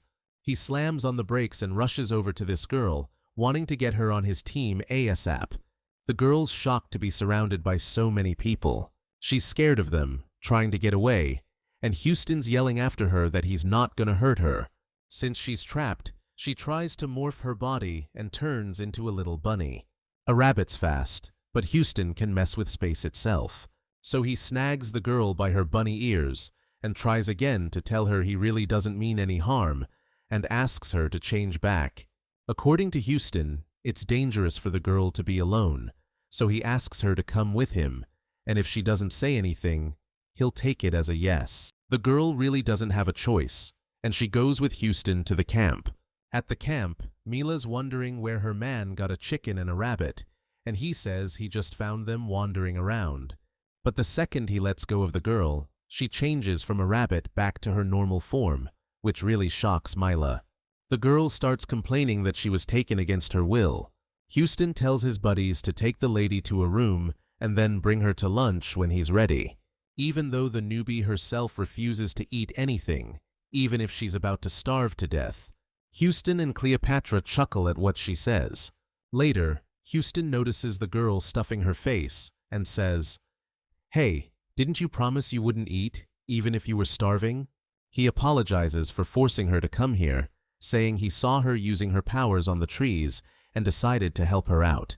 Houston explains that his base is short on people with elemental powers, so he brought her here. While she's growing vegetables, she can eat meat every day. Lydia, that's the stranger's name, wants to do this so she can bring her friend here later, and Houston gives her seeds to sprout. Meeting Jacob in the hallway, Houston mentions that the new recruits are spies, but Jacob already knows. They've interrogated them enough. Turns out, 2 were sent by Howard and another by a rival. Houston orders them to just take care of them quietly and make sure they don't cause a scene.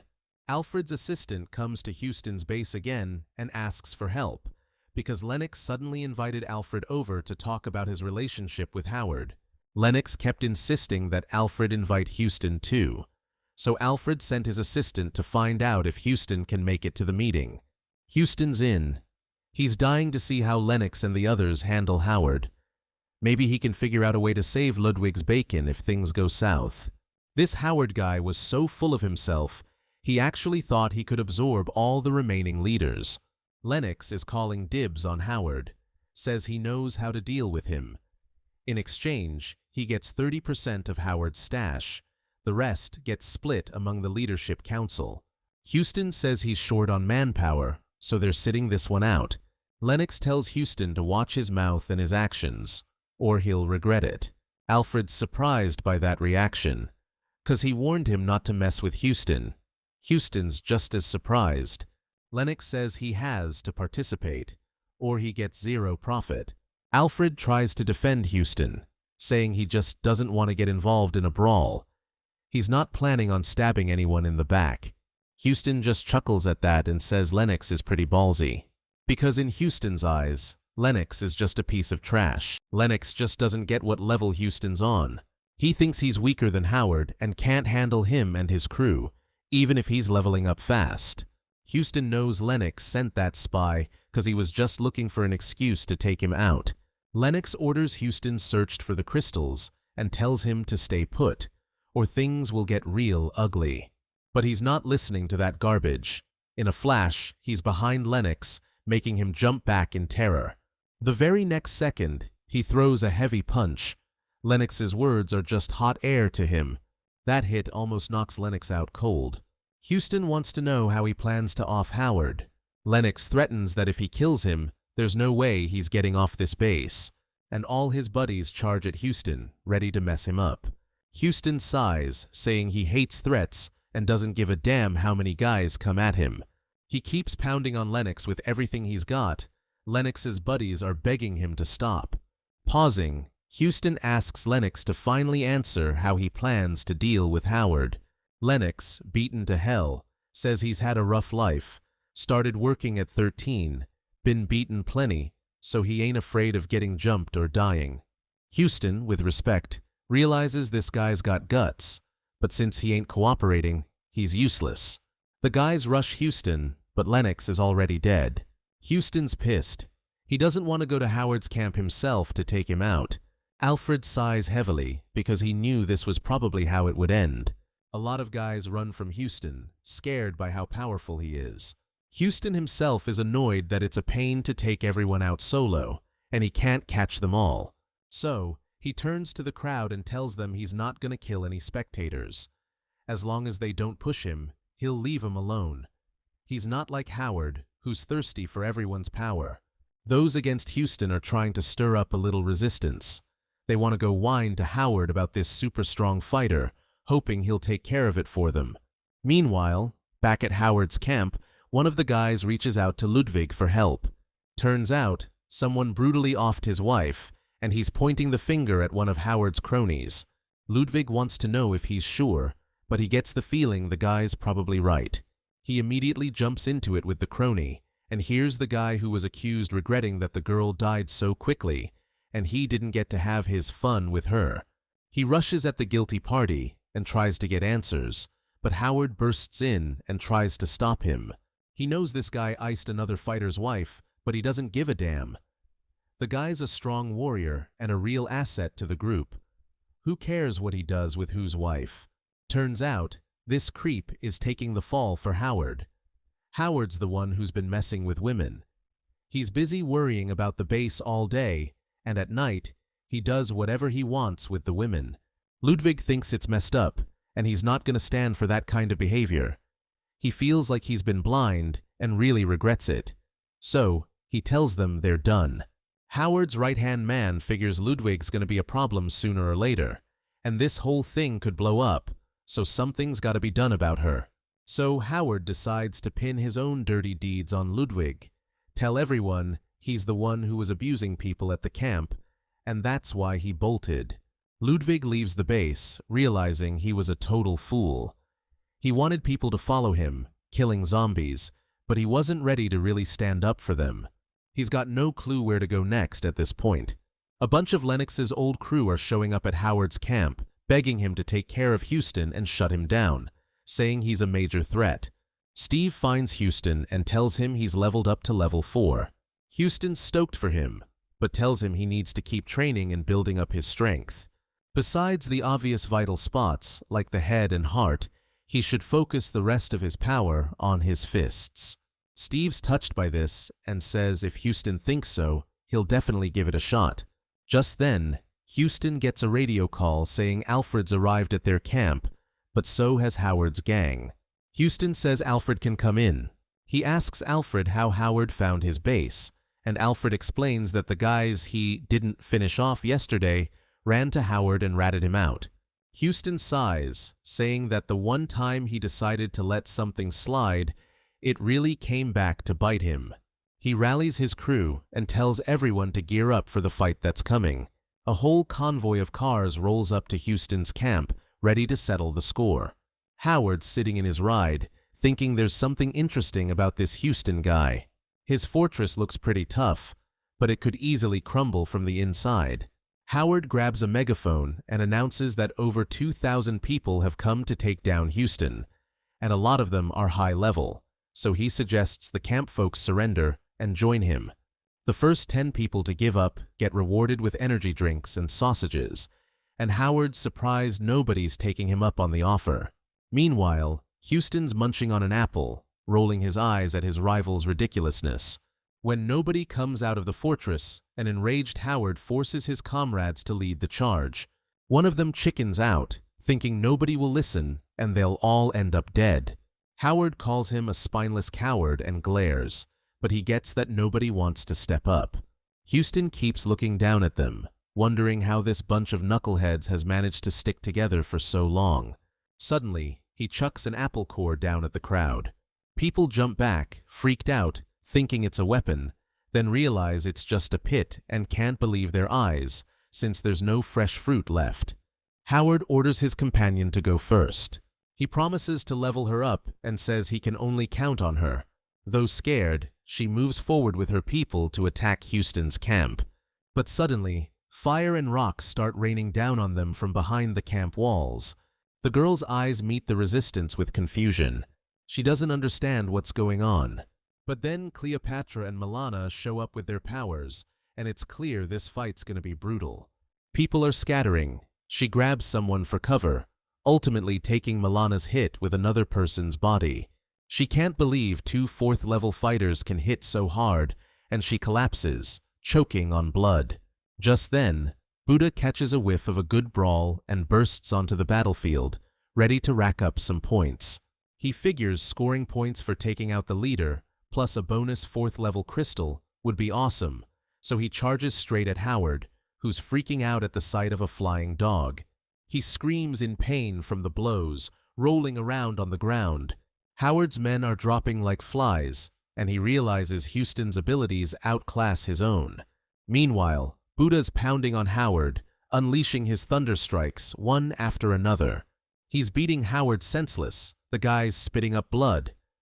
Then he uses the Thunderlord's tail and tops it off with an electric blast. Howard can't take hits like that. Buddha's loving it. He's got all the points now. The people see their leader go down and start screaming, begging for their lives, pleading for help. Houston walks over to the kid Steve's holding. He's begging not to be killed, saying he's got light energy powers. He wants to know from this kid where Ludwig is. A guy from Howard's crew says he kicked Ludwig out because he was, making unwanted advances on everyone. Houston figures he's not that kind of guy, and the kid confirms everyone knew it, but they were too scared to go against Howard. Houston tells Alfred to get his gang in line, and he'll get a nice, meaty dinner out of it. Houston sends his guys to Howard's base with supplies. Buddha's practically glowing. He's so eager to rack up points. Houston tells him to stay and guard the base, and when he gets back, he'll tally up all the points Buddha earned. A lot of people are thinking about joining up with Houston to cash in on this. But some guys don't want to join Houston because they're already high up the food chain, and joining him would make them rookies again, having to prove themselves all over. Alfred just sighs when he hears all this talk.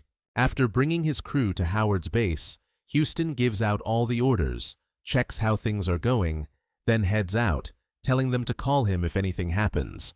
Suddenly, something catches his eye. He turns around and spots this beautiful golden retriever. He walks up to the dog, starts petting her, and subtly checks her out underneath. Figuring out she's a female, he decides he'll take her back to camp as a companion for Buddha, and maybe shave off a few points in the process. Back at camp, he calls Alfred over for a barbecue, but first, he walks up to Buddha, who's been waiting, and decides to show him his surprise. He reveals another dog he brought back to camp on a leash. The dogs lock eyes, and the golden retriever starts shivering in fear. Suddenly, tears well up in Buddha's eyes, and he starts whimpering. Houston's confused by his buddy's reaction. Did he miss having company that much? But Buddha's thinking Houston brought him a replacement. Houston replies that he actually found him a wife, but if he's not into bigger dogs, he can find another one. Buddha's like, why would he want that dog as a wife? She's not worthy of his greatness. Houston just rolls his eyes and says, if he doesn't like the retriever, he'll give her to the girls as a pet. Time to tally up Buddha's points. Killing Howard gets him 300 points. Buddha adds that he's taken out quite a few others too. So Houston says he'll give him another 200 points, and if you add up everything he's saved up, it comes out to 1,500 points. Through Rasinka, Buddha relays that he wants to use all the points to become captain. Houston doesn't get why his dog is so obsessed with this idea, but he says everyone should call him Captain Dog from now on. Meanwhile, Alfred's guys stumble upon a barbecue and actually get to eat some decent meat. Houston thanks him for the help and promises to send him off with some extra meat, even though that meat's a little past its prime. Deciding not to wait until morning, Houston decides to share the news right before dinner. He says that recently, one of their own performed really well and racked up 1,500 points, earning him the captain position. And everyone's shocked that someone could score so many points. Some guys only have, like, 3. Houston announces their new captain, and Buddha walks onto the stage all dressed up. Some people are saying a dog can't be a commander, while others are convinced he's the real deal, like a total beast. This appointment's got people scratching their heads, but hey, most haven't seen Buddha tear it up in a fight. Houston's telling everyone to call him Captain Dog now, and they're all chanting it like it's the real deal. Houston says Captain Dog's buying everyone drinks tonight, and the whole place is going wild. Meanwhile, Ludwig's sniffing around near the camp, wanting to know more about this Houston who wasted Howard and his crew. They're rolling up to Houston's base to see what the heck's going on. They're blown away. There's food here, and not just any food, but meat, which they haven't seen in ages. Houston strolls out, saying they can chow down, but only if they join up and enlist. But to get on base, you gotta be at least level 3. And after that, everyone's gotta go on raids and take out zombies. Ludwig's digging these terms and the way they think. Thing is, not everyone made it to level 3, so he knows some people won't be able to join up. He's racking his brain, trying to figure out how to negotiate with Houston and save everyone. Ludwig, clueless that Houston's the big cheese of this base, walks right up to him and asks to meet the commander. Just before that, after totaling up all the booze they chugged celebrating Buddha's captain gig, Houston slaps him with a bill for 1,500 points. And Buddha's totally floored, obviously. He realizes he's gonna have to bust his butt twice as hard now. No way he could have known the guys on this base are such total gluttons. This all happens right before Ludwig himself approaches Houston. Someone radios Houston, telling him Ludwig's crew is at the gate. Houston practically sprints to meet the newcomers because he's desperate to get Ludwig on his team. He walks up to the guy and asks him, point blank, why they decided to join them. Ludwig tells him they basically see eye to eye on things. He wants to wipe out the zombies ASAP and get people back to a normal life. Houston sighs, wishing he could just wipe out all the zombies, no problem. He decides to find out what kind of powers the kids got, and that's when he reveals he can control metal. But that's not all he can do, which Houston from the future already knows. Ludwig shows off a bit of his power in a short sparring match with Houston. Houston manages to break through his defense, which no one's ever been able to do while he's blocking, so Ludwig is super surprised. Houston just tells him he was only using half his strength. He tells Ludwig he's seen the metal control power, how he can melt it, mix it, and shape it into different forms to make weapons simpler and sharper. But that's not what Houston needs. He needs him to be able to turn any metal into gold. He gives Ludwig a metal ring, asks him to remember the structure of gold, and try to transform it from metal to gold. With a little bit of work, Ludwig manages to do it. Houston wants Ludwig to focus on transmuting metals and building crazy new weapons, not risking his neck on the battlefield. After that, he invites Ludwig and his crew back to their base.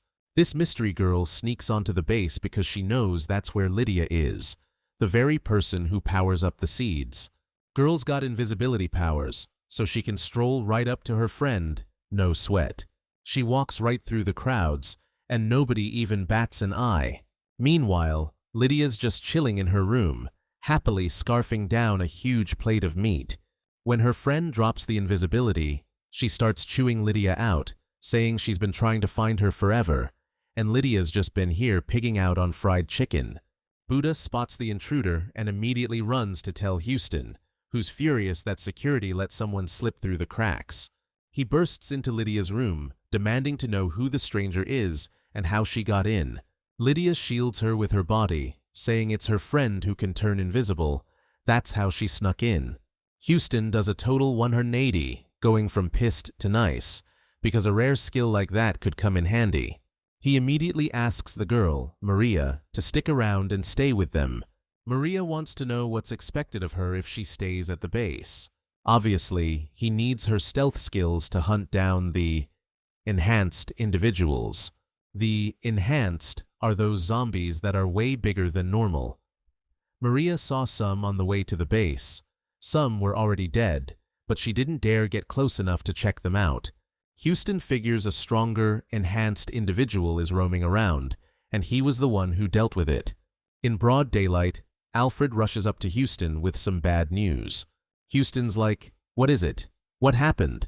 Turns out, Alfred's guys got attacked by a super-powered zombie that could teleport and take out his buddies with a single hit.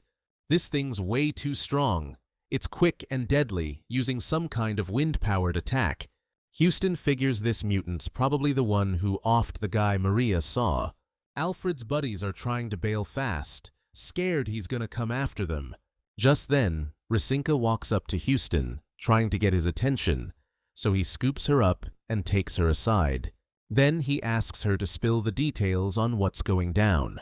Rasinka tells him if he goes to meet this mutant, he'll be flirting with disaster, but it'll be worth it in the end. He realizes this mutant could be seriously powerful, maybe even a level 7 threat, but he doesn't remember anyone like that from his past life. He's trying to figure out what good can come from him, almost kicking the bucket. He also wants to know from Rasinka if Mila and Milana are in any danger, but Rasinka says they're safe. Alfred comes up to him, wanting to know if Houston's planning to bug out, but he's staying put. He tells them to chill at the base for a bit. They don't need to sweat it. He'll go check things out himself. Jacob, Milana, and Mila are heading home after a rough day, completely unaware that this mutant's right behind them. He follows them all the way to the gates of the Houston base. The guards meet him and try to figure out who he is and what he's up to. The zombie snarls and lunges. The guards are yelling for someone to get Houston on the line, but the zombie takes them out, quick as you like. Mila, Milana, and Jacob are frozen, watching the attacker in horror, not knowing what to do. Meanwhile, the mutant keeps tearing through the security team. Houston charges straight into the danger and takes a swing at the zombie, but it doesn't even cut him. That means this zombie could be level 8, maybe even 9. He unleashes a flurry of blows, but still, nothing. Milana, Jacob, and Mila are right behind him, so Houston's got nowhere to run. He can't ditch them, but he's got no clue how to fight this thing. He tries to sneak up and smash the zombie's skull, but the zombie spins around just in time and blocks Houston's attack. Still, he manages to fend off some of the attacks, even though he's taking hits for the first time in forever. The zombie's way more interested in going after the girls, so it turns its attention to Milana and Mila. Houston's thinking, since he can't beat it, there's only one option: grab them and bail into the void. But he still hasn't figured out how to take other people with him. Gotta risk it though, so he tells Jacob, Milana, and Mila to grab on tight, then tries to teleport. He's just not getting it done, even though Houston's putting in all this effort. Seizing the chance, the zombie lunges for Mila, trying to grab her. This is driving Houston nuts. He can't catch a break. Why can't he ever escape being alone? And now he might lose the woman he loves. So he throws himself in front of Mila, shielding her with his body. All they can do now is pray this thing's lifespan runs out and it just drops dead. But then, out of nowhere, a blue crystal lights up on Houston's forehead. It hits the mutant, and the thing just drops like a sack of potatoes. Houston doesn't know what the hell just happened, but his strength is gone, and he collapses too. Mila rushes to him, trying to wake him up, get him to open his eyes, but nothing's working. Mila's ordering everyone to lock down all exits until Houston wakes up. No one leaves the base. The rest of you, get Houston to his room and let him rest. Buddha's going ballistic, barking up a storm, blaming everyone else because his owner got hurt. Mila's bawling her eyes out because Houston was trying to protect them all, but Rasinka just sighs. 'Cause she knows Houston's gonna be okay, but nobody believes her. 2 days later, Houston finally wakes up. Mila rushes to him, screaming how happy she is to see him, and his dog greets him with a bunch of excited barks too. Last thing Houston remembers is using some kind of technique to make that zombie kick the bucket faster. The thing is, he has no idea what that power even is. Maybe he can speed up time. If he unlocked a second ability, that'd be huge. And maybe that ability really is time manipulation.